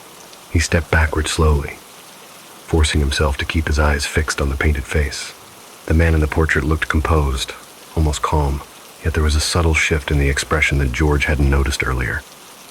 The eyelids seemed lower, the pupils darker, the faint raise at the corner of the mouth slightly more pronounced, as though the face were arranging itself in response to being observed. George blinked hard. When his eyes opened again, the mouth was neutral once more, but the eyes, they did not return to what they had been. There was a density inside them now, a presence that felt thicker than paint, like someone standing right behind glass. He looked down at his own shadow on the floor. It was exactly where it should be, but the shadow behind the portrait's glass, the faint outline cast by the spotlight, seemed different now, thicker, sharper, more defined, as if there were more of the man now than there had been a moment ago, as if a detail had been freshly painted. He looked down at his own shadow on the floor. It was exactly where it should be, but the shadow behind the portrait's glass, the faint outline cast by the spotlight, seemed different now, thicker, sharper, more defined, as if there were more of the man now than there had been a moment ago, as if a detail had been freshly painted. And as George stared, a quiet, almost inaudible sigh slipped from the direction of the canvas, soft and controlled, like a breath finally allowed to escape after being held too long. George stood very still, as though freezing his body might steady his mind. The faint sigh that drifted from the painting hung in the cold air for several long seconds, trembling like breath caught on the edge of a whisper. Then, very slowly, the light above the portrait flickered. Once, then again. A brief flutter, like a heartbeat passed through circuitry. In that brief flicker, the eyes in the portrait closed. Barely a fraction of a second, but unmistakably closed. George's pulse lurched painfully inside his chest. When the light steadied, the eyes were open again. But now the eyelids were lifted wider, revealing more of the whites than before. The pupils seemed to expand in the dim light, dilating as though adjusting to the room's darkness. George pressed a hand to the cold table behind him, his fingertips tingling. For a moment he felt disoriented, as though the floor beneath him had shifted a fraction of an inch. The room felt subtly rotated, angles wrong, air thinner. A quiet hum began in the walls, like the building itself had drawn breath. He looked again at the photograph in the file, the still, flat, perfectly unremarkable version of the portrait as it had arrived. Then back to the painting, alive, with some kind of impossible subtlety. His stomach tightened. He whispered to himself, "Maybe I need a break. Just a quick walk, clear my head." He pushed off the table and took a step toward the door. The light flickered again. A quick, sharp blink, and the man in the portrait appeared closer. Not physically closer, but the painted figure seemed to take up more of the frame, as if the background behind him had compressed, or the man had leaned a fraction forward, closing a distance that should not have been crossable in paint. George froze mid-step. Allons, cool moment passed. He felt watched in a way he couldn't explain, watched from a depth that didn't belong to canvas or oil or brushwork. Something in the air shifted again, a soft creaking, like an easel bearing new weight. A faint rustle, like fabric shifting. George took a breath, then forced his feet to move. He headed toward the door. His boots clicked on the marble. The echo followed, too long, too layered. Almost like a second pair of footsteps shadowed his own. He quickened his pace. When he reached the double doors, he paused and looked back one last time. The man in the portrait was smiling. A full, deliberate smile. Thin, sharp, knowing. George inhaled sharply. A cold blade of fear slid through his ribs. He blinked hard, deliberate, long, and the smile vanished. The portrait returned to its neutral expression, but the eyes were still too bright, too aware, too awake. George pushed the door open. The hinges groaned loudly, much louder than before, as though the room itself protested his leaving. The sound stretched unnaturally. A long wail dragged slowly across the gallery walls. George stepped into the hallway. For the first time that night, he realized how quiet the rest of the building was. The hum of the electricity, the soft buzz of emergency lights, the faint shifting of pipes. All the quiet noises that normally sat beneath the gallery's silence were gone. Everything outside the East Room was dead quiet. A quiet that wasn't absence. A quiet that listened. George took 2 steps forward, and behind him, faint but unmistakable, he heard brush bristles, dragging, slow, across canvas, as if the portrait had resumed its work. The moment he turned away, George walked slowly through the eastern hallway, trying to settle his breath. But the silence fused tightly to his footsteps, as though the building had pressed its ear against the floor to listen. The further he wandered from the portrait room, the more he felt the strange sensation of being followed not by footsteps or echoes, but by something subtler, like the faint pull of a gaze resting on the back of his neck. He resisted the urge to touch the spot. It felt too much like acknowledging something that wasn't supposed to be real. He turned the corner, expecting the dim hum of fluorescent bulbs above him to offer a small comfort, but the lights buzzed only faintly, as if conserving energy or attention. His reflection in the glass of the display cases looked pale, a little stretched. He blinked twice, and the distortion vanished. He reminded himself he hadn't eaten since late afternoon. Hunger did strange things to perception. At the end of the corridor sat the small archival office, a square room with beige walls and a single desk lamp that left half the space in shadow. The filing drawers stood in perfect metallic rows, their labels arranged by decade and collection. George closed the door behind him and switched on the lamp. Warm light spilled across the desk. He let out a quiet breath. He didn't realize he'd been holding. Here, at least, everything felt still.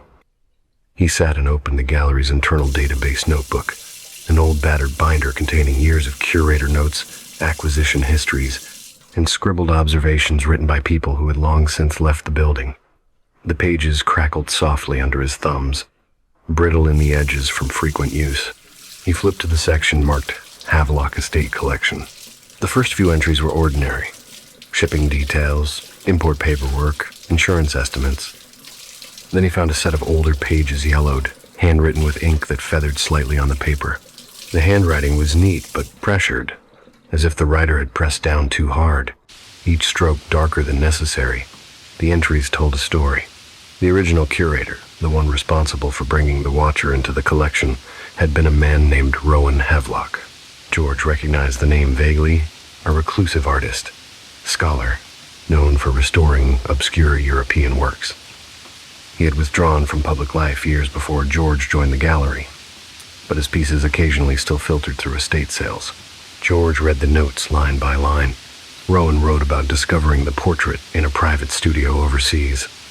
No date, no previous owner, no signature, only the painting, undisturbed and inexplicably preserved.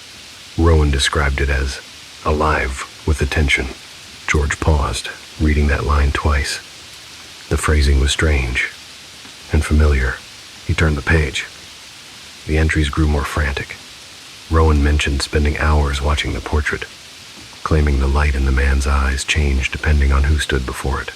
He wrote about hearing faint brushstrokes at night, as though the painting was not finished, or refused to be. The next entry chilled George. Time can be held. If the painter does not leave the frame, the painting must be continued from within. When? George lifted his gaze instinctively, glancing at the dim window in the archival room. The fog outside pressed lightly against the glass, as though curious. The building creaked softly, a single long breath traveling down its beams. He looked back at the notes. The final entry was short, barely one sentence, written with a trembling hand. A watcher must be watched. George turned the next page. It was blank. The page after that blank. The next, a faint smear of dried paint across the paper. Not ink, not a spill. Paint, oil-based, old, absorbed into the fibers. George sat perfectly still. The air grew colder around him, as though something in the building sensed a boundary had been crossed. He felt the slow tightening in his chest, not panic but an instinctual tension, the kind an animal feels when something stares at it from behind the trees. He closed the binder gently and heard it again. That whisper-soft sound of brush against canvas, but this time it wasn't behind him. It wasn't faint. It wasn't a trick of distance. It came from the hallway outside the office door. George's breath hitched, his hands tensed on the edge of the desk. He listened carefully. A slow drag. Hade got this stroke. A pause. Another stroke. Longer. Deeper. The sound was careful. Intentional. Almost contemplative. As though someone were painting right outside the door. When? George lifted his gaze instinctively, glancing at the dim window in the archival room. The fog outside pressed lightly against the glass, as though curious. The building creaked softly, a single long breath traveling down its beams. He looked back at the notes. The final entry was short, barely one sentence, written with a trembling hand. A watcher must be watched. George turned the next page. It was blank. The page after that blank. No figure stood there. No easel. No painter's hand.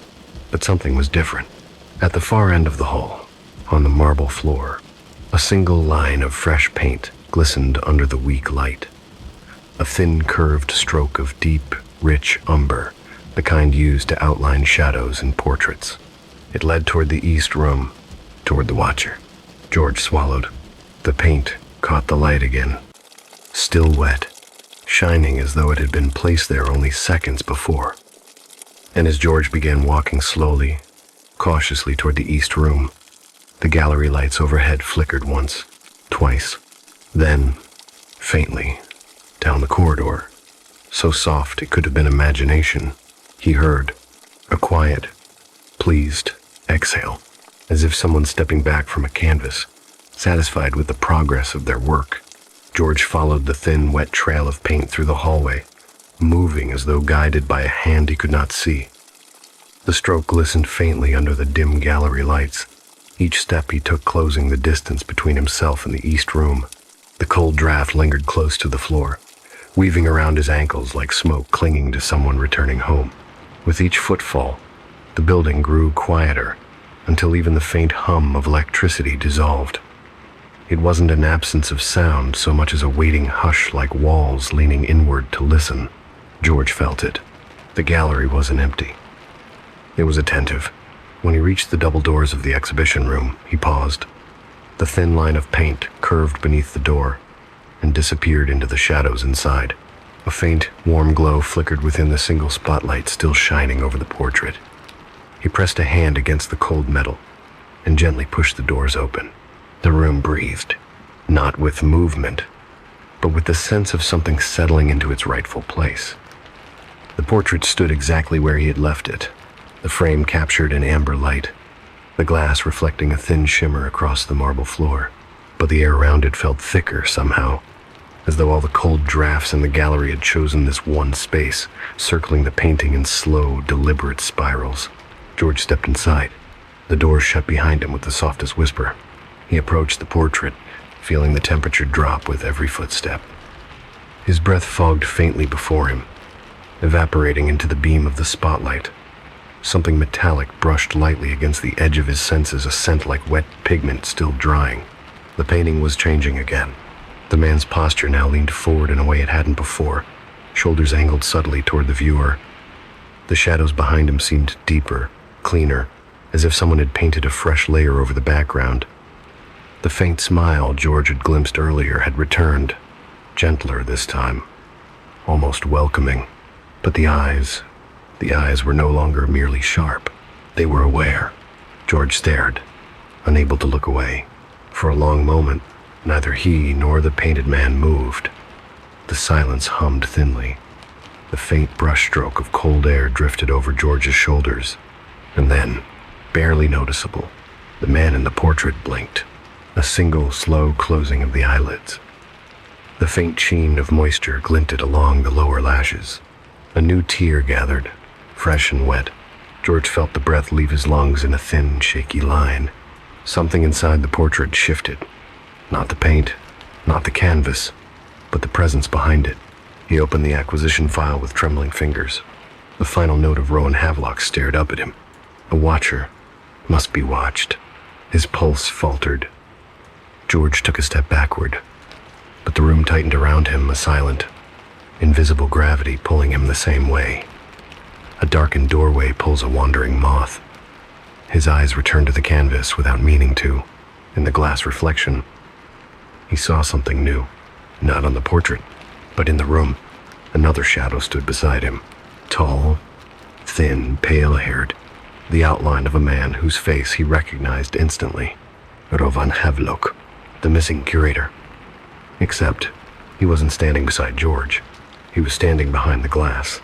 Inside the painting, Rowan's reflection smiled faintly. The painted man in the portrait did not. George turned sharply, heart thudding in his ribs. But the room behind him was empty.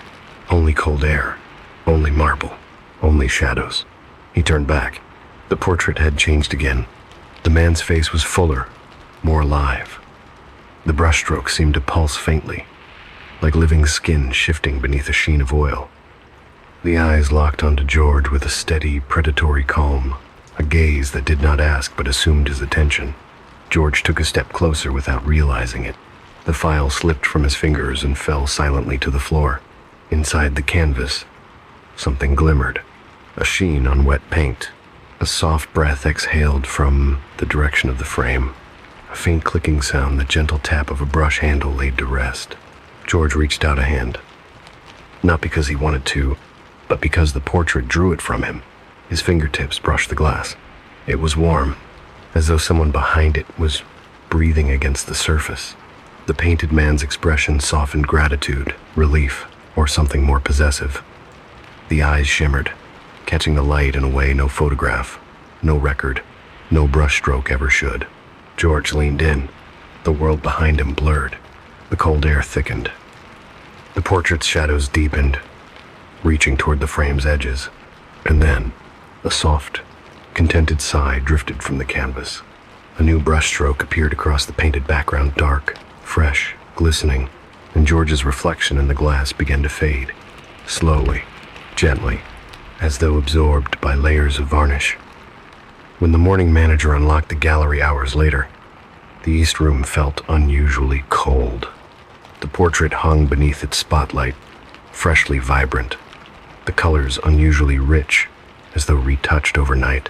George stood in front of it, motionless, eyes wide and unblinking. The file lay at his feet. The manager called his name twice. No response. When he stepped closer, he noticed something strange in the portrait. The man's eyes. They were no longer hazel. They were deep brown, warm, familiar. They were George's eyes, and as the manager stared, he could swear, just for a moment, that the faintest glimmer of a tear shone on the painted cheek. Still viat, still new, still watching. The line that never disconnects. Ava had grown used to the kind of silence that only existed in big cities after midnight silence that wasn't truly silent, but a quilt of muffled car engines, distant sirens, and neighbors' television turned low enough to blend into the hum of the walls.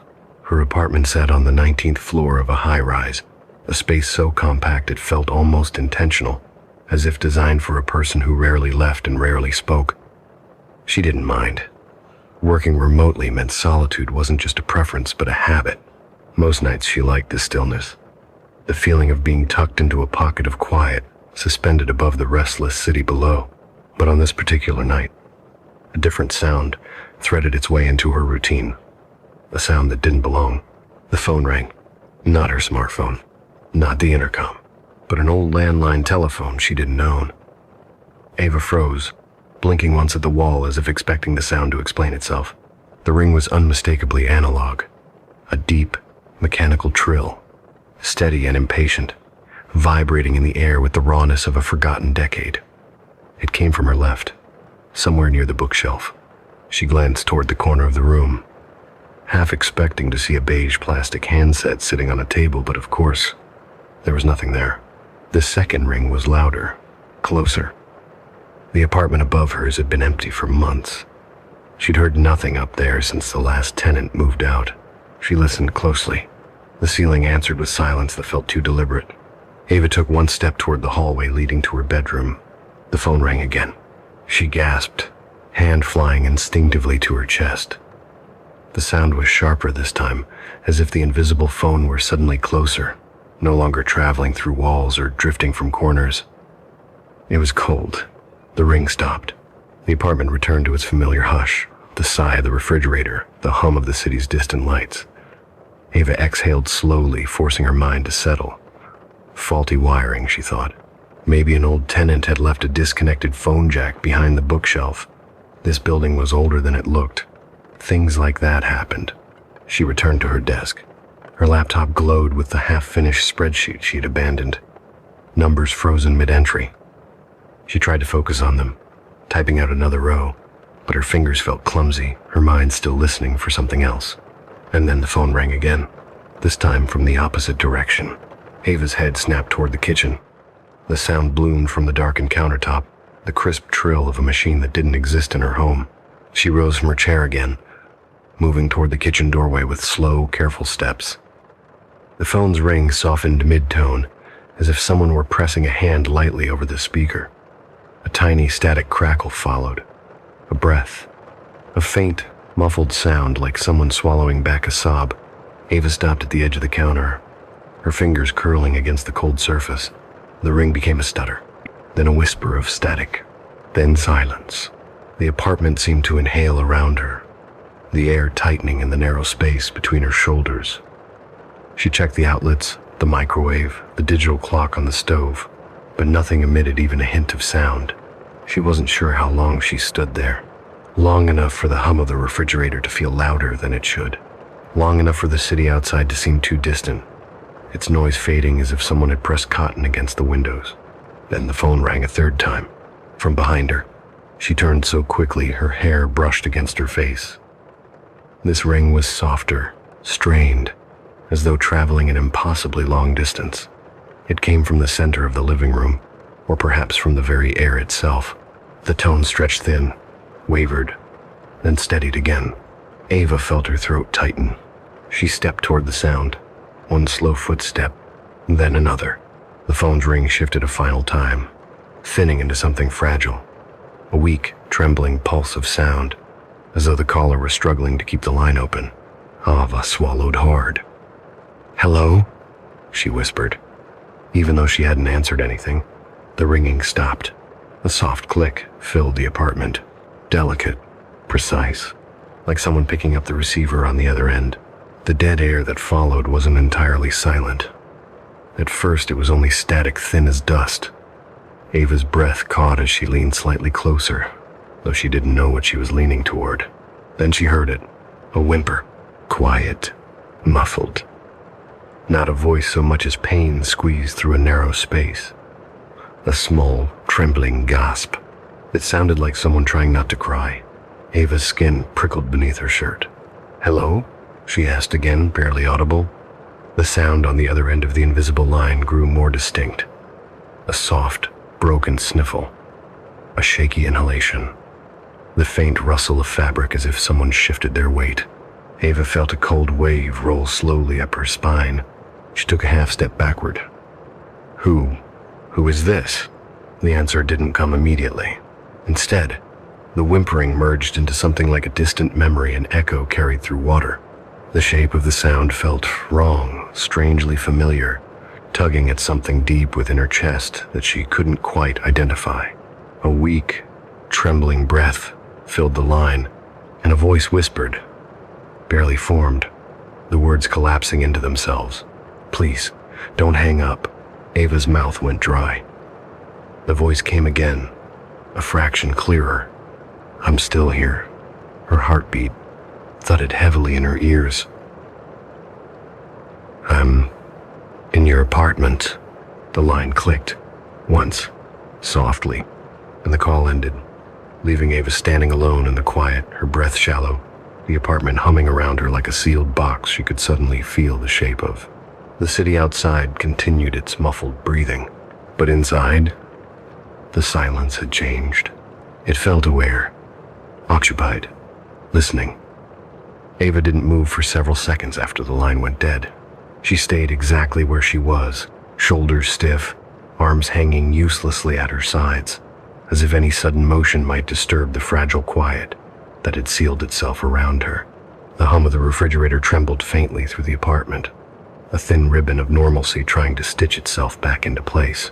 But her breathing came unevenly, and each inhale felt as though it passed through a colder pocket of air than the last. Not a voice so much as pain squeezed through a narrow space.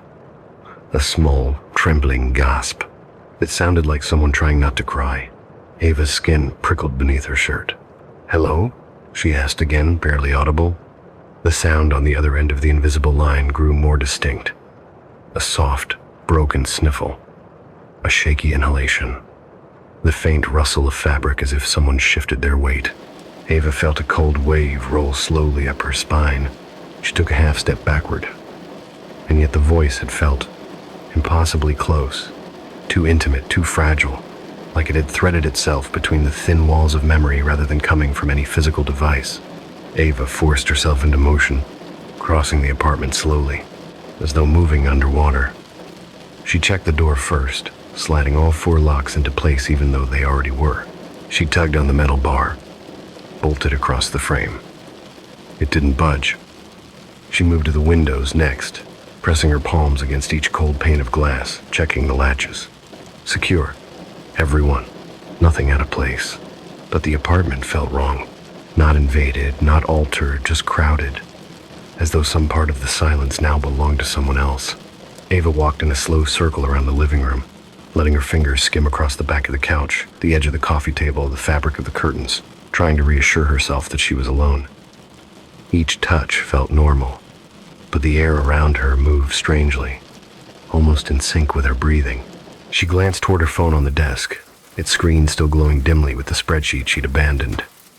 For a moment, she considered calling someone her sister, a coworker, even a neighbor, but the thought felt heavy, somehow inappropriate. as though speaking too loudly might alert whatever presence had pressed itself through the invisible line earlier. Instead, she reached for her phone with stiff fingers and opened the call history. No incoming calls. No missed calls. No log of anything ringing. Her stomach tightened. She turned the phone around in her hands slowly, examining the sides, the speaker grill, the headphone port, searching for something she didn't know what. A glitch, a warning, any sign of malfunction. But the screen remained blank and steady. Ava placed the phone back on the desk gently, as if afraid to disturb it further. A faint creak shifted through the ceiling above her. She froze. The floorboards above her sounded as though they had flexed under the weight of something moving slowly, carefully. Not the sharp step of a person, but the hesitant adjustment of someone sitting on a bed or leaning against a wall. She tilted her head upward, her pulse tapping irregularly against her throat. The apartment above hers had been empty for months. She'd heard nothing up there since the last tenant moved out. She listened closely. The ceiling answered with silence that felt too deliberate. Ava took one step toward the hallway leading to her bedroom. The phone rang again. She gasped, hand flying instinctively to her chest. The sound was sharper this time, as if the invisible phone were suddenly closer, no longer traveling through walls or drifting from corners. The tone bloomed right in the middle of the room. Ava spun around, her eyes darting across the apartment, searching for the source. The phone trilled again, and with it came a new sound. Beneath the ring, a faint, shaky inhale, a breath, human, fragile, almost identical to the breath she sometimes heard herself make when she cried quietly into her pillow on particularly lonely nights. Esquinpuegle. The phone rang once more, then cut abruptly into silence. A soft click followed. Someone picking up, but not her. She didn't move. She didn't blink. Static filled the air again, a delicate hiss swirling just above the edge of hearing. Then the breathing returned small, unsteady, wavering with effort. Ava felt a tremor run through her arms, and then she heard another sound layered faintly beneath the breath, a soft tapping, a rhythmic knock, 3 taps, a pause, 3 more. Her chest constricted. She knew that rhythm. It was her knock, the exact pattern she used when she asked the delivery driver to leave packages at her door on nights she was too sick or exhausted to answer it. She whispered, barely moving her lips, No, that's not possible." The breathing on the line grew louder, almost brushing against her ear, and then the voice returned quieter, clearer, shaped now with something that felt like recognition. "Don't hang up." Ava's pulse thundered. "I remember you." The static deepened, filling the apartment like fog. The lights above the kitchen flickered once, briefly revealing a shape on the wall, just a distortion, a ripple in the dim glow, but it vanished the moment she looked directly at it. The voice thickened, trembling with a strained kind of longing.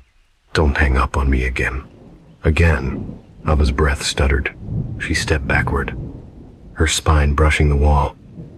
The air around her shifted as though someone invisible had exhaled behind her shoulder. She whispered, unable to stop herself, "What do you want?" There was no hesitation this time. "I want not to be alone." The words scraped out like a plea that had taken months or years to find its way to her. "And you left me." Ava's heart dropped to her stomach. Left who? Left what? Left when? But before she could speak, the line clicked sharply, an abrupt, familiar sound, like a phone being set down in its cradle. And then, somewhere above her, directly above her bed, a telephone began to ring. Not from her apartment, from the empty one upstairs. The same old analog trill. Loud, insistent, awake. Ava looked up, her breath trembling. The ringing continued. And in the brief silence between each pulse of sound, she thought she heard something else. A second ring, slightly out of sync, coming from somewhere much closer. Somewhere just behind her. The dual ringing continued, one pulse from the ceiling above Ava, the other so close it seemed to vibrate against the soft hairs at the back of her neck. The overlapping rhythms tangled into each other, forming a strange, discordant harmony that made the whole apartment feel slightly off balance, as if the walls had shifted half an inch to the left. Ava couldn't move at first. She stood perfectly still, her breath thin, eyes fixed on the ceiling. The ring from the empty apartment above her throbbed through the floorboards like a heartbeat echoing down from a forgotten room. Dust trickled lightly from the seams in the plaster as each trill reverberated downward. Then came the second ring again, the closer one, not above, not in the walls. Behind her, right behind her. She turned slowly. The air behind her was empty. Only her desk, her laptop's faint glow, and the pale reflection of her own silhouette in the darkened window greeted her. But the ringing continued, delicate yet insistent, as though the source was drifting freely through the air like a sound unmoored from any device. Ava backed toward the living room center, pulse fluttering in a nervous rhythm. She tilted her head and listened closely, trying to separate the two sounds. Above her, the sharp, old-fashioned trill of a landline phone, real, physical, vibrating through floorboards and ceiling beams. Near her, a softer, distant echo of the same tone, blurred, slightly distorted, as though coming from a memory replayed inside a metal box. The upstairs ringing cut off first, abruptly snapping into silence. The second ring diminished into a crackle, stretching thin like static unraveling. Then she heard breathing again, a slow inhale, a fragile exhale, as though someone were leaning so close to her shoulder that their breath drifted along her skin. She turned, sharply.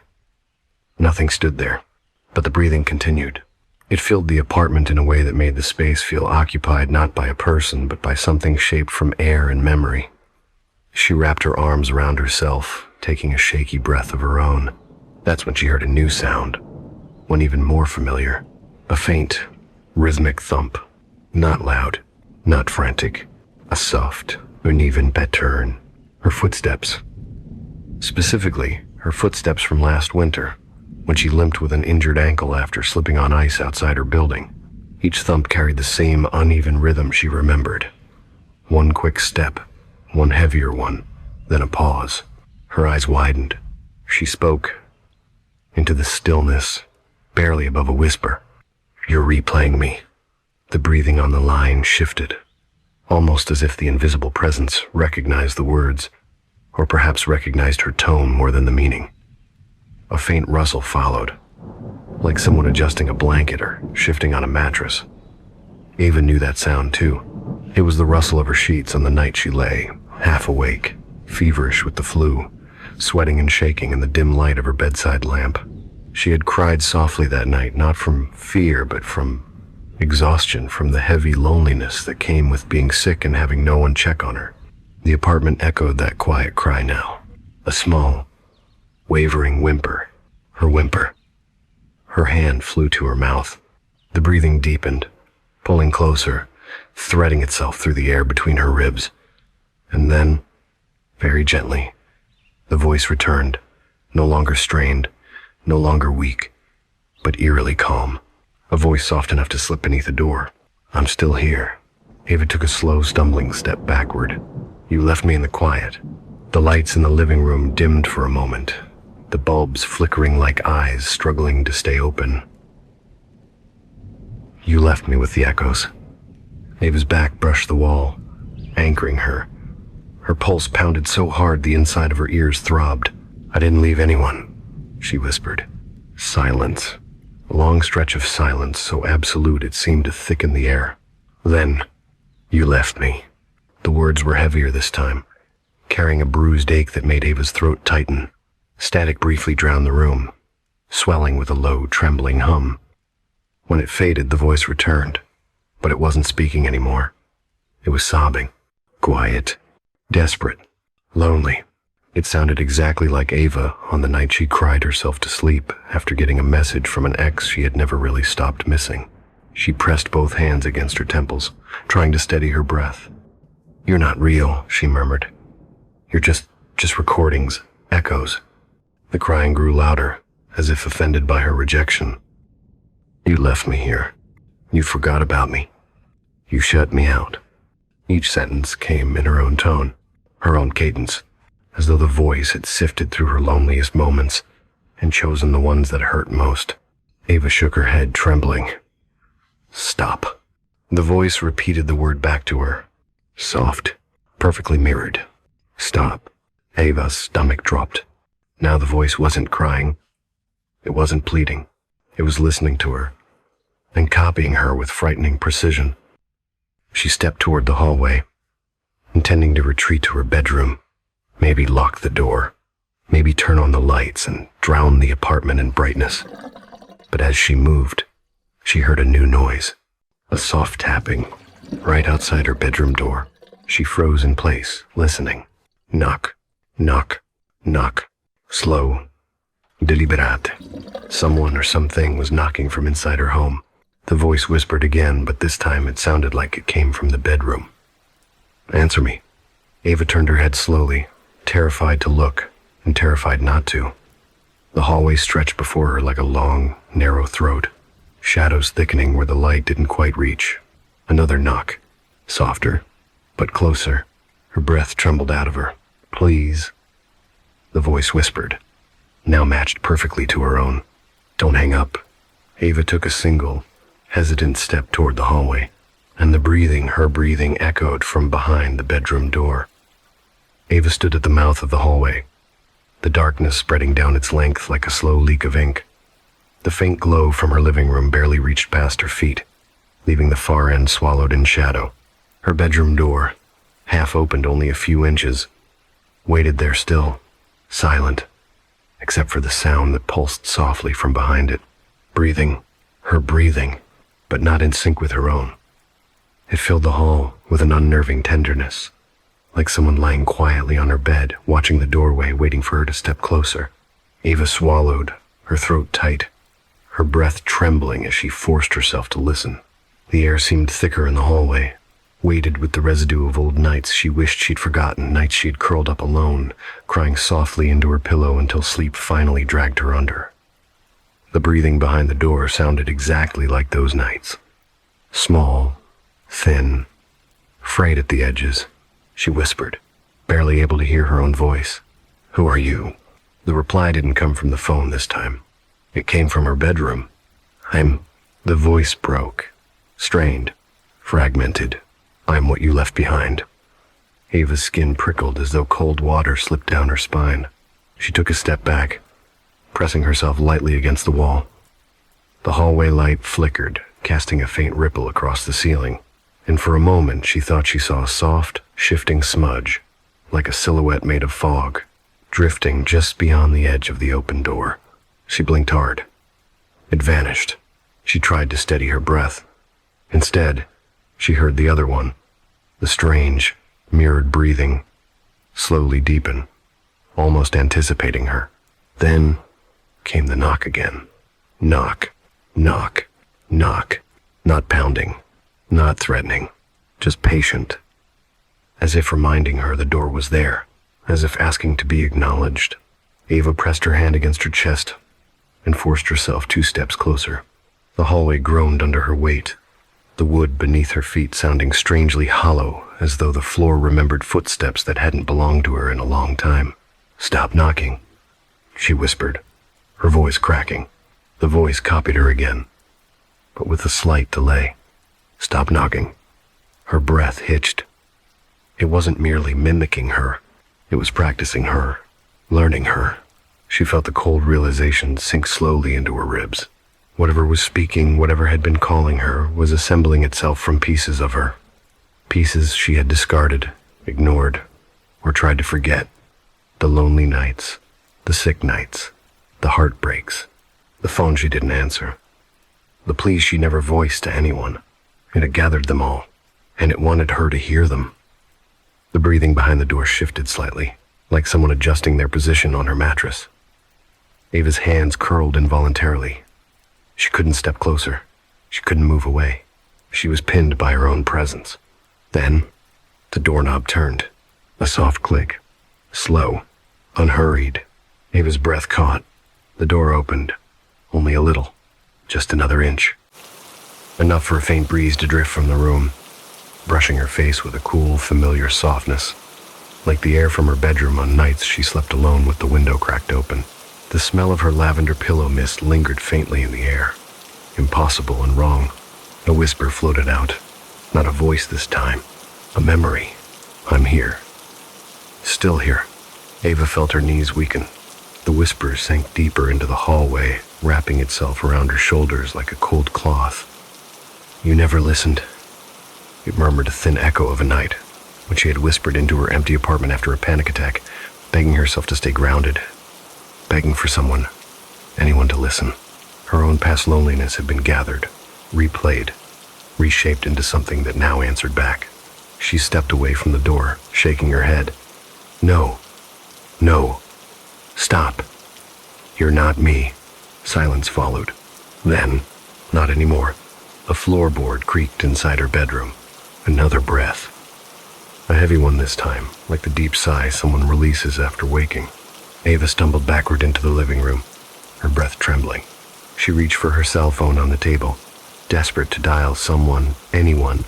But the moment her fingers touched the screen, it lit up with a notification she hadn't expected. Call in progress. 0 hours, 17 minutes, and 48 seconds. Her stomach dropped. She wasn't on a call. She hadn't made one, but the timer kept ticking. 0小时17分49秒。0小时17分50秒。0小时17分51秒。She lowered the phone to look at it fully. There was no number listed, just a single word where the caller ID should be. Home. Ava's grip faltered. She pressed the phone to her ear. Silence. Then, her own voice whispered back. Not recorded. Present. "I hear you." Ava dropped the phone. It hit the floor without breaking, the screen glowing up toward her ceiling as the call continued. Behind her, the bedroom door eased open by another inch, the dark spilling out like slow ink. The voice from the phone and the voice from the bedroom overlapped now, speaking in unison. "Don't run." The lights flickered violently. "Don't hang up." A gentle footstep sounded inside the bedroom. Then another. Then another. Slow. Soft. As familiar as her own. "Come back to me." Ava stumbled backward toward the front door, every instinct rising in her throat. She reached for the locks with shaking hands. Behind her, the bedroom voice whispered, clearer than ever, almost warm. "I only want what you left behind." The phone on the floor clicked. Something lifted the receiver on the other end. A breath drifted through the apartment so close, it felt like it came from right beside her ear. "I want you." Ava fumbled with the deadbolts, her fingers trembling so violently she could barely slide the metal latches. The front door loomed in front of her, tall and dark, and for a moment she imagined throwing it open and fleeing barefoot down 19 flights of stairs. Anything to put distance between herself and the apartment that suddenly felt too full. But the locks refused to cooperate. Her hand slipped. Her breath snagged painfully in her chest. Behind her, soft footsteps approached measured, gentle, almost tender. They weren't heavy enough to be threatening, nor light enough to be imagined. They were the footsteps of someone who knew how to walk in her space, in her home, in her quiet. The voice followed, drifting out of the hallway in a tone so soft, it almost soothed. "Don't go." Ava pressed her forehead against the cool metal of the door, her breath fogging the surface. She couldn't bring herself to turn around. She couldn't bear to see what shape her loneliness had taken. The phone on the floor still glowed upward, the screen displaying the call timer. 0小时21分33秒。0小时21分34秒。0小时21分35秒。Ava squeezed her eyes shut. "Leave me alone," she whispered. Her voice cracked like thin glass. The reply came instantly, from two directions at once, from the hallway and from the phone. "You were the one who left." A soft, rustling sound drifted from her bedroom again, like fabric brushing against her sheets. Then a quiet sigh, a memory of a night she had curled up in bed and whispered into the pillow, "I don't want to be alone anymore," hoping someone might hear. Something had held onto the fragments she didn't even remember leaving behind. Ava turned slowly. The hallway stretched toward her bedroom like a long throat of shadow. The door was open wider, now wide enough to see the dim interior of the room, her unmade bed, the faint outline of her blanket. And sitting on the edge of the bed, not fully visible, not fully formed, was a shape made of softened darkness, gentle and familiar, breathing in perfect rhythm with the memory of her own sick, lonely nights. It tilted its head, not threatening, curious, hopeful. "I'm you," it whispered. Ava shook her head, tears stinging her eyes. "You're not," it exhaled slowly. "I'm what you don't want to remember." The apartment's lights flickered. The voice deepened, not louder, not crueler, but fuller, like it had found confidence after a long silence. "The nights you cried, the days you disappeared, the calls you never made." Every word was soft, every word was hers. The figure stood slowly, carefully, its shape swelling into something almost human, an outline built from echoes of breath and sound. Ava stumbled backward until her shoulder hit the wall beside the door. The figure stepped closer to the hallway entrance. "You abandoned me." Ava tried to speak, but her throat felt too tight. Her phone vibrated violently on the floor. She looked down. The screen flashed with a new message, appearing over the ongoing call. "You are not alone." The apartment's air pressed inward, heavy and warm. When Ava looked back up, the shadow figure had reached the threshold of the hallway. Still faint, still shifting like smoke, but undeniably present. Its voice, now closer, brushed the inside of her ear. "I've been waiting." Ava pressed herself harder against the wall. The figure raised its head slightly, as if listening. A second later, the phone on the floor began ringing again, but the call had never ended. The screen still showed the timer, which meant the ringing was not from her phone, not from her apartment, not from upstairs. It came from everywhere in the room, from inside the walls, from the air vents, from the wiring beneath the floor. Dozens of rings, layered. She reached for the locks with shaking hands. Behind her, the bedroom voice whispered, clearer than ever, almost warm. "I only want what you left behind." The phone on the floor clicked. Something lifted the receiver on the other end. A breath drifted through the apartment so close, it felt like it came from right beside her ear. "I want you." Ava fumbled with the deadbolts, her fingers trembling so violently she could barely slide the metal latches. The figure stood inches from her now, close enough to feel, close enough to touch. "Come back to me." Ava's eyes filled with tears as she whispered, "What are you?" The figure leaned in, its voice a breath against her cheek. "I'm the part of you that stayed." Something warm pressed into her chest. Not a hand, not a body, but a steady pulse, like two heartbeats aligning. Ava gasped. Ekniksbökel. The hum deepened, filling the apartment, vibrating through her bones. Then, quietly, peacefully, Ava's form eased forward, her body going still, her shoulders relaxing, as if the weight she had been carrying for years finally slid away. Her breathing slowed, matched the other breathing, blended, merged. Ava's eyes softened, her gaze drifting toward the bedroom. She took one calm step toward the shadow, then another, then disappeared into the darkened hallway. The apartment fell silent. The call timer on her phone continued ticking for several minutes more. 0小时26分 0小时26分01秒 0小时26分02秒 Then, at last, a soft click sounded. The call ended. A moment of stillness passed, and from the bedroom, a new voice whispered, small, lonely, reaching, "Hello?" The lights flickered gently. Like a nod, another voice answered from the walls. Ava's voice. "Don't hang up." The line, never, disconnected. The lighthouse keeper's final entry.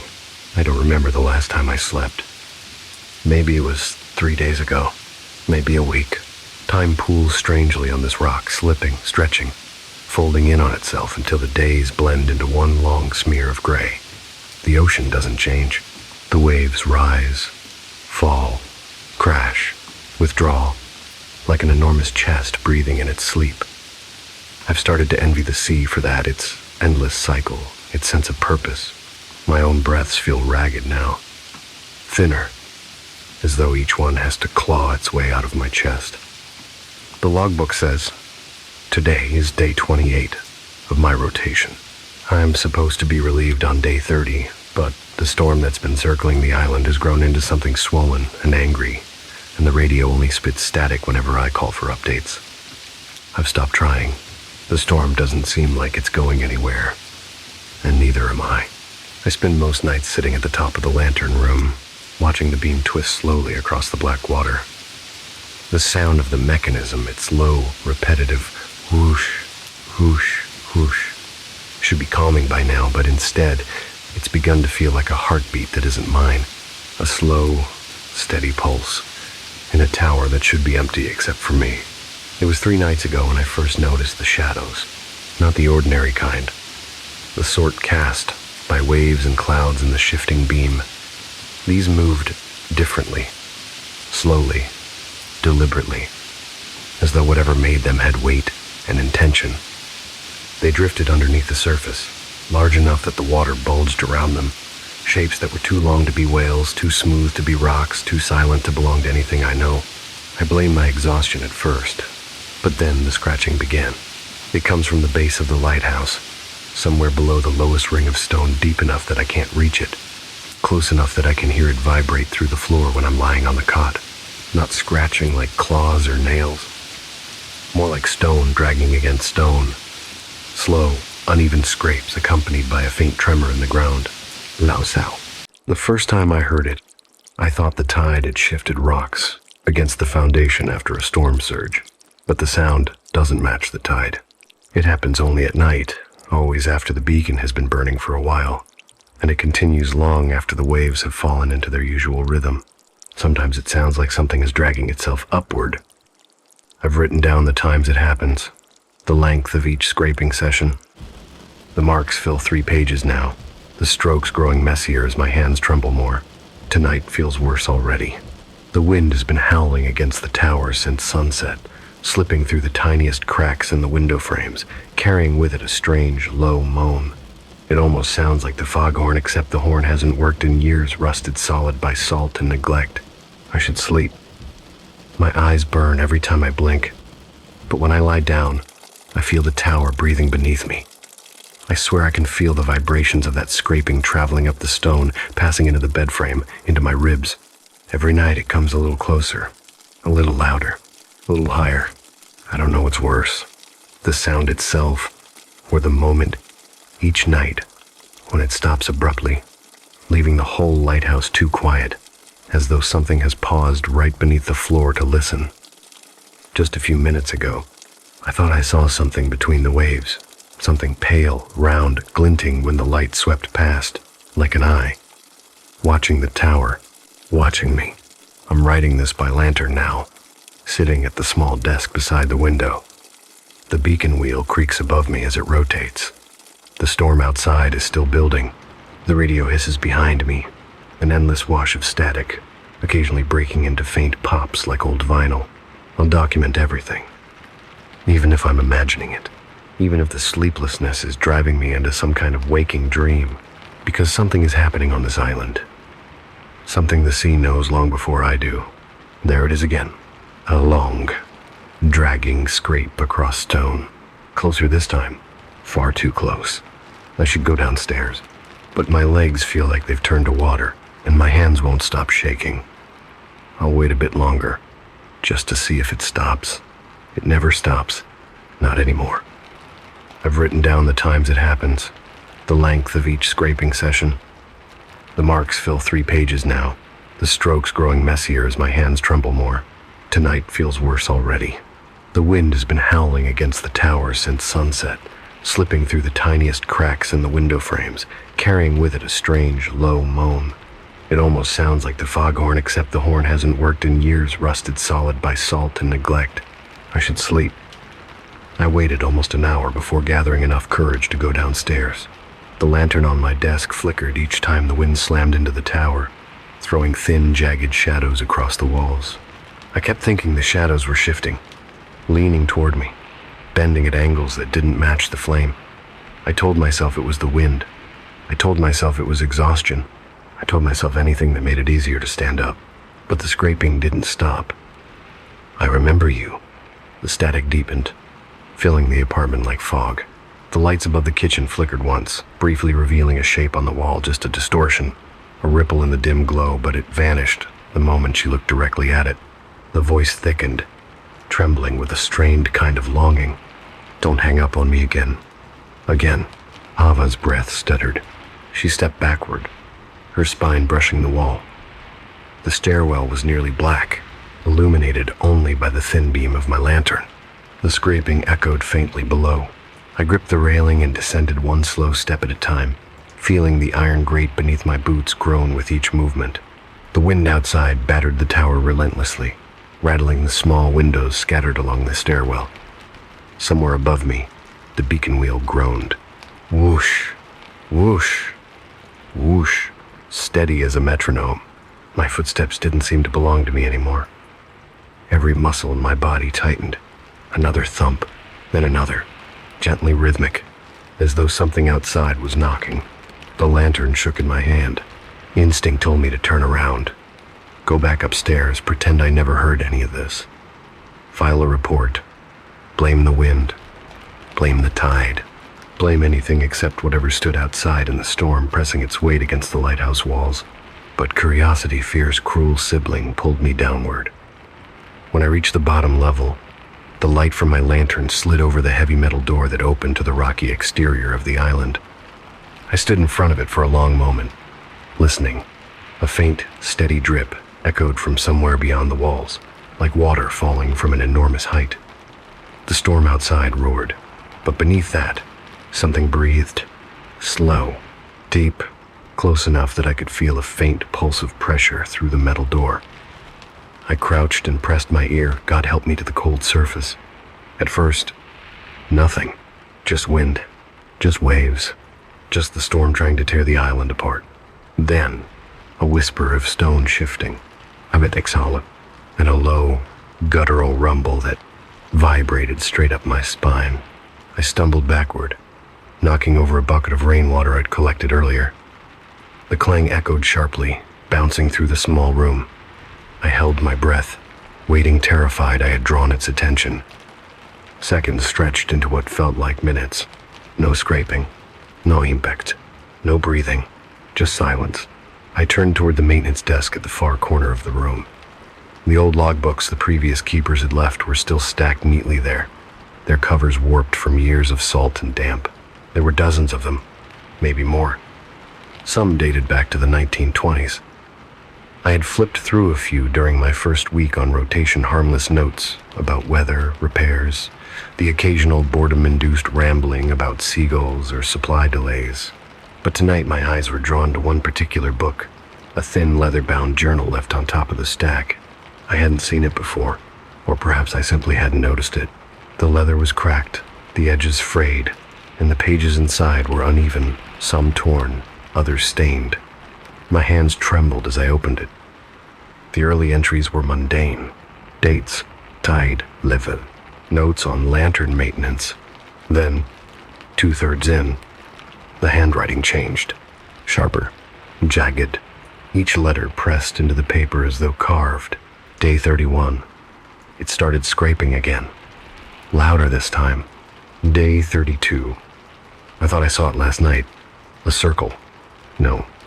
An eye. Day 33. The light calls it. It knows the rhythm of the beam. It waits for the rotation. Day 34. I must not look. God help me. I must not look when the beam touches the water. The final page was worse. A crude drawing, no skill, no detail. Just desperate strokes of ink showed a huge circle filled with dozens of small, uneven dots. Eyes, staring outward. Beneath it, scrawled in uneven lines. Ta đèn đi, đừng nhìn vào nó, mà nhìn lại. I read it 3 times. Turn off the light. Don't look at it. It looks back. Another impact slammed against the base of the tower. Harder, closer. I snapped my head toward the door. Whatever was outside was no longer testing the walls. It was climbing. Stone grated against stone as something scraped its way upward, dragging itself toward the ledge outside the lower window. I saw dust drift from the ceiling as the vibrations traveled through the stones. I stumbled backward, lantern shaking violently. The scraping grew more frantic, more desperate, more intentional. I didn't think. I didn't breathe.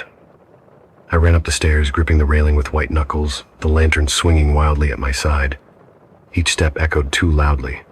Each turn of the spiral felt slower than it should have been. The whole tower shook as the thing outside, whatever shape it was, hauled itself higher. By the time I reached the lantern room, my chest burned, my breath shredded by panic and exhaustion. The beacon continued its endless rotation, casting its wide beam across the black, churning water. Whoosh, whoosh, whoosh. I collapsed into the chair beside the beacon housing, clutching the journal in one hand. The beam swept across the sea, and for the first time, I saw something move in the light, not beneath the water, not in the shadows, in the beam itself. Something fast, something round, something with texture like wet stone. The beam slid off it like light sliding across an enormous, submerged face. I dropped the journal, and the scraping reached the windows behind me. The lantern room feels smaller tonight. I can't tell if it's because the storm has thickened to the point the walls seem to bow inward, or because whatever is climbing the tower has shifted the shape of the space without touching it. I've braced the door behind me with a metal rod, but every instinct in my body screams that a door, any door, is meaningless now. Whatever is out there doesn't need hinges or handles. It only needs to continue rising. The beacon wheel continues its lonely rotation overhead. Whoosh, whoosh, whoosh. Its rhythm has always soothed me during storms. It was a heartbeat, steady, predictable, alive in the dark when nothing else was. But tonight it sounds wrong. Ich rotation feels slower, heavier, as though the beam is dragging itself through something dense, like pushing light through water. The scraping is no longer at the base of the tower. It's just outside the window. I hear it each time the beam swings away. The low grind of rock on metal, the wet slap of something dragging weight across the ledge, the faint hiss of seawater dripping from whatever mass has risen from below. When the beam comes back around, everything goes silent again. Not because the thing is gone, but because it is looking at the light. I can feel it, the same way you can feel someone standing unseen behind you in a quiet room. A pressure, a presence, sometimes lower, as if it's sinking, sometimes higher, as though rising to meet the glass, but always watching. I know what the journal meant now. The old keeper didn't draw a circle with eyes because he was hallucinating. He drew what he saw, not one creature, but a face made of many, a surface covered in eyes, all turning in unison toward the same beam of rotating light. They watch the lighthouse. They watch the keeper. They wait for the lantern to come back their way. A sudden gust of wind slammed against the tower just now, jarring the desk and nearly knocking the ink bottle from the shelf. I grabbed it just in time, and in that moment the beam swept across the water again. I shouldn't have looked. I only turned my head half an inch, hardly anything, but the corner of my vision caught it, a curve of something smooth, wet, pale as bone, rising just above the waves. Then an eye, just one, large as a dinner plate, covering half the window pane. Its surface shivered when the light passed over it. It didn't blink. I dropped my pen. The eye sank instantly below the ledge, as if ducking out of sight, like a child caught doing something forbidden. The scraping returned, faster, harsher. My throat tightened until I could barely swallow. I picked up the journal and held it against my chest as if that could protect me from something the size of a small house. The previous keeper must have done the same. I understand now. The journal feels like the only anchor left, the last voice of anyone who understood this place before it swallowed him. The beam continues its slow rotation. Whoosh, whoosh, whoosh. The tower shakes again, not from the storm, from the weight pressing against the outside. Something is testing the glass. I can hear it now, a low throb, like a heartbeat pressed against the window's frame. A suction sound, wet and deliberate, as though something vast is clinging to the outside of the lantern room, waiting for the light to move away again, so it can look in. The scraping has become a spiral pattern. I hear it circling around me, climbing the tower in loops. A deliberate ascent, a purpose in each drag of its weight. The old keeper wrote, "Don't look at it. Turn off the light." It looks back. My hands are shaking so badly, the journal almost slipped out of them. I keep glancing toward the lever that controls the beacon. If I pull it, the light will go out. The tower will go dark. Maybe that will make it retreat. Maybe it will sink back beneath the waves. Maybe I can finally sleep. But what if darkness is what it wants? What if the light is not attracting it, but holding it at bay? The storm outside surged again, and the window shook so hard I felt the vibration in my teeth. Lightning flashed, turning the room white for an instant. In that brief glare, for the length of a heartbeat, I saw it through the glass. A massive shape pressed against the outside of the lantern room, rounded, glowing faintly from within, covered in small, glistening circles. Eyes, hundreds of them, all of them swiveling toward me at once. The tower groaned under its weight.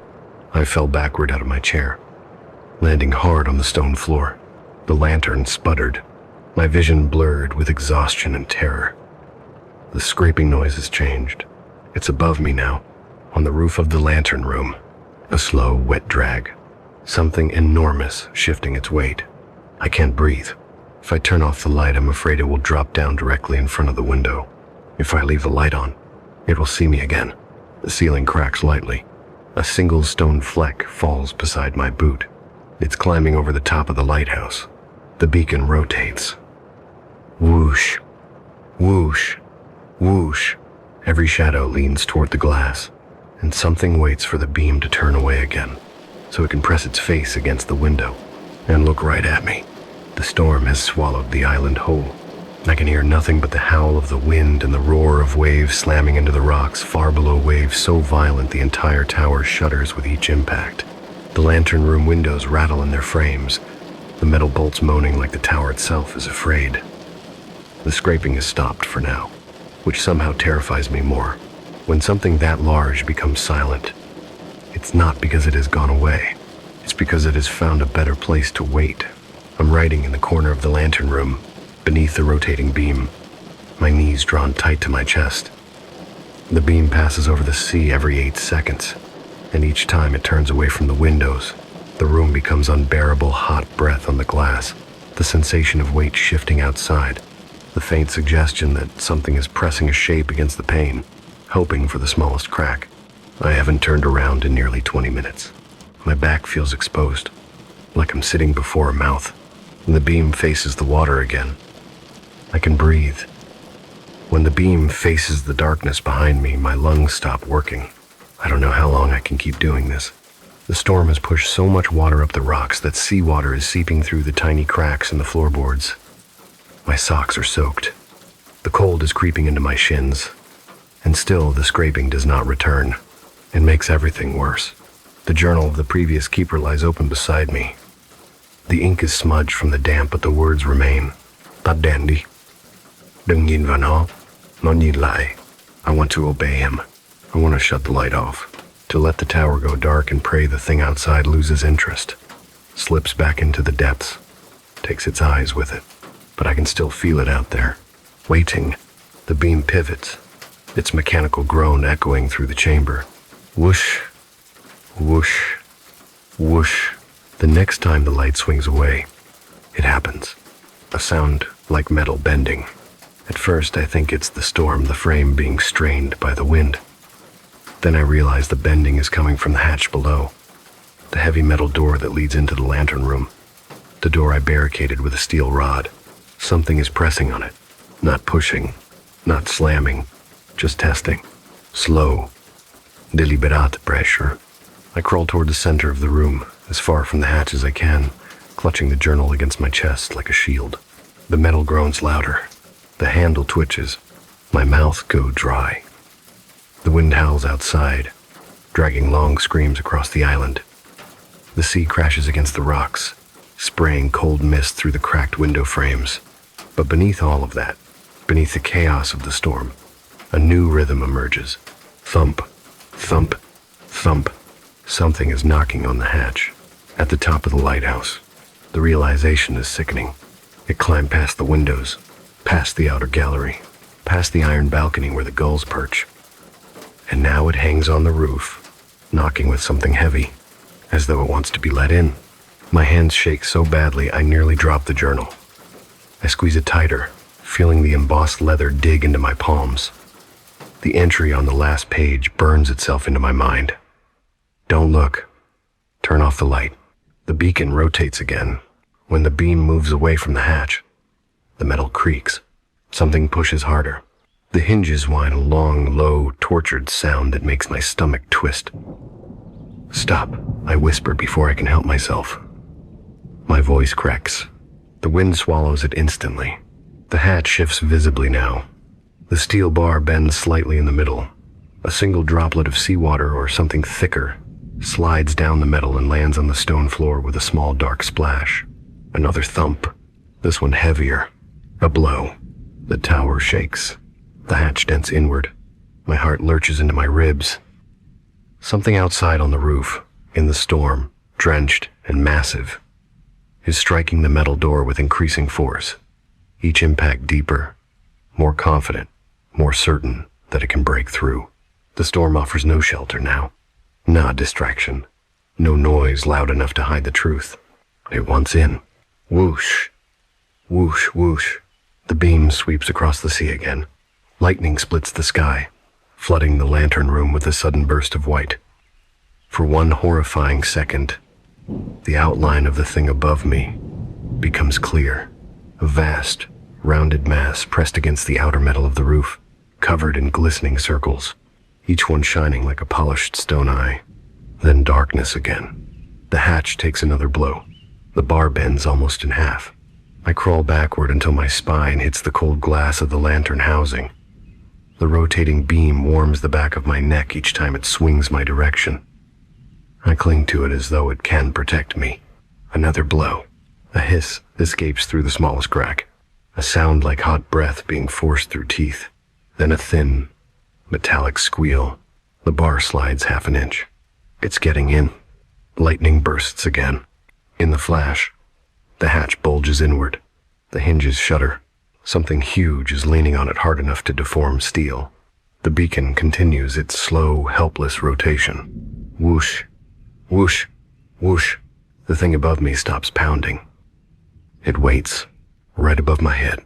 I hear it breathing, a low, deep, oceanic rumble. Something slips water, slime, and trickles along the outer frame, dripping down the hatch with a sound like thick rain. I force myself to look up. The ceiling above me presses downward slightly. No, it's not the ceiling pressing down. It's whatever is lying on top of it. I can't survive this. I know it now. Turning off the light might repel it, or it might invite it. Keeping the light on might blind it, or it might help it find me. The storm rages on. The tower shakes. The metal groans. There is no good choice left. Only the final one. I reach toward the lever, the one that kills the light. The scraping begins again. Not below, not outside, but right above the hatch. Closer. Ready. Waiting. The old keeper was right. Don't look at it. Don't let it see. Don't. The hatch bends inward with a metallic screech, and a long, glistening crack splits open in the steel. I don't remember standing. I don't remember reaching the lever. All I remember is the way the hatch above me bulged inward again, screaming with metal strain. Something massive, pressing its full weight against it. The steel rod bowed like a blade trapped in a vise. Every instinct in my body told me it will tear through on the next hit. I don't know if courage drove me to the lever or pure desperation. Maybe they are the same thing. When someone realizes they no longer have anywhere left to run. My hands were trembling so badly I could hardly grip the handle. The journal slid from beneath my arm and hit the floor at my feet, pages fanning out like wings soaked in seawater. The scraping above me paused. A silence dropped over the lantern room. Heavy, expectant. The kind of silence that belongs inside a grave. The tower seemed to stop breathing, and so did I. I wrapped both hands around the lever. One more hit, and the hatch would come apart. I knew that. The thing above knew that too. Please. I don't know who I whispered to. The storm. The tower. Whatever ancient, watching thing lurked above me. My fingers tightened, and I pulled. The beacon died instantly. No slow dimming, no warning flicker. Just darkness thick, absolute slamming into the room like a physical force. The moment the light went out, the world outside changed. The storm did not quiet. The waves did not calm. But something beneath all of it shifted. Something deep. Something colossal. Something turning its attention elsewhere. I could hear it. A low, resonant groan. Like a mountain shifting underwater. Footsteps, no, not footsteps. But weight moved across the roof above me. Slow, purposeful, dragged in long arcs that made the ceiling tremble. Then, for several seconds, nothing. A wind I could not feel but only hear circled the lighthouse. A hollow, circular moan as though the tower were being examined from every angle. I knelt there, swallowing shallow breaths, eyes wide, though I could see nothing. Then the hatch above me flexed, not inward, not outward, but sideways, as though whatever had been pressing on it was now sliding downward along the outer surface of the lighthouse. Thick, heavy, dragging sound spiraled around the tower, descending level by level. And now it hangs on the roof, knocking with something heavy, as though it wants to be let in. My hands shake so badly I nearly drop the journal. I squeeze it tighter, feeling the embossed leather dig into my palms. The entry on the last page burns itself into my mind. Don't look. Turn off the light. The beacon rotates again. When the beam moves away from the hatch, the metal creaks. Something pushes harder. The hinges whine a long, low, tortured sound that makes my stomach twist. The light was dead, but I was alive. For a moment, I thought that was enough. The storm raged on outside, a deafening roar that filled every inch of the darkness. Thunder rolled so close, it shook the tower through its bones. But inside there was only me, the faint rattle of the windows, and the journal lying open on the floor. I reached for it with a shaking hand. The entry I saw next wasn't one I remembered reading. It wasn't the old keeper's handwriting. It was steadier, tighter, like mine. I brought the lantern closer, relit it with trembling fingers. 3 lines stared back at me. Turning off the light won't save you. It only lets it see you more clearly. Now it has seen you. A cold wave rolled through my stomach. I checked the page again. Fresh ink. Stiviet. My name was at the bottom. Elias. I hadn't written it. I know I hadn't. A sound rose from the stairs below. A soft, wet dragging. Not on the outside. Inside the tower. Not climbing up. Climbing down. As if something enormous had slipped through a crack I never noticed. The lantern light trembled in my grip. Something scraped against the metal railing of the spiral staircase. Slowly, deliberately, coming closer. I stumbled backward until my shoulders hit the window. The cold glass pulsed lightly against me, as if something enormous was breathing on the other side, just beneath the surface of the storm. I pressed the journal to my chest. I didn't know what else to do. I didn't know what else there was. The dragging sound reached the final stairs. A long shadow spilled up the wall, and the door at the bottom of the lantern room, the one I barricaded, shifted inward. Once, twice, a soft, wet hiss escaped through the warped frame. The lantern flickered violently. I began writing fast, desperate, handwriting shaking so hard the pen tore the paper. I don't even know what I wrote. I only know I needed something of myself to remain, even if I didn't. The journal is slipping from my hand now. The door is bending, metal stretching, something pushing through. It saw me. Turning off the light didn't hide me. It just guided it here. The storm is screaming. The tower is screaming. I think I am too. If anyone ever reads this, know that it was watching the whole time. It is looking at me now. A metallic shriek, a crack, a rush of cold water, a single strangled scream swallowed by wind. Then, only the sound of the storm, the waves, and, faintly, a slow, endless, stone on stone, scraping, rising, rising, rising, from deep beneath the island. You're still here. That means you made it through the long dark with me, through the shifting hallways, the ringing phones, the eyes behind glass, The whispers trapped inside wires, and the quiet places where something waits, just out of sight. For now, the stories end, but the night doesn't. If the room feels different now, a little heavier, a little colder, a little more awake, just remember, stories leave impressions, like wet footprints on a wooden floor.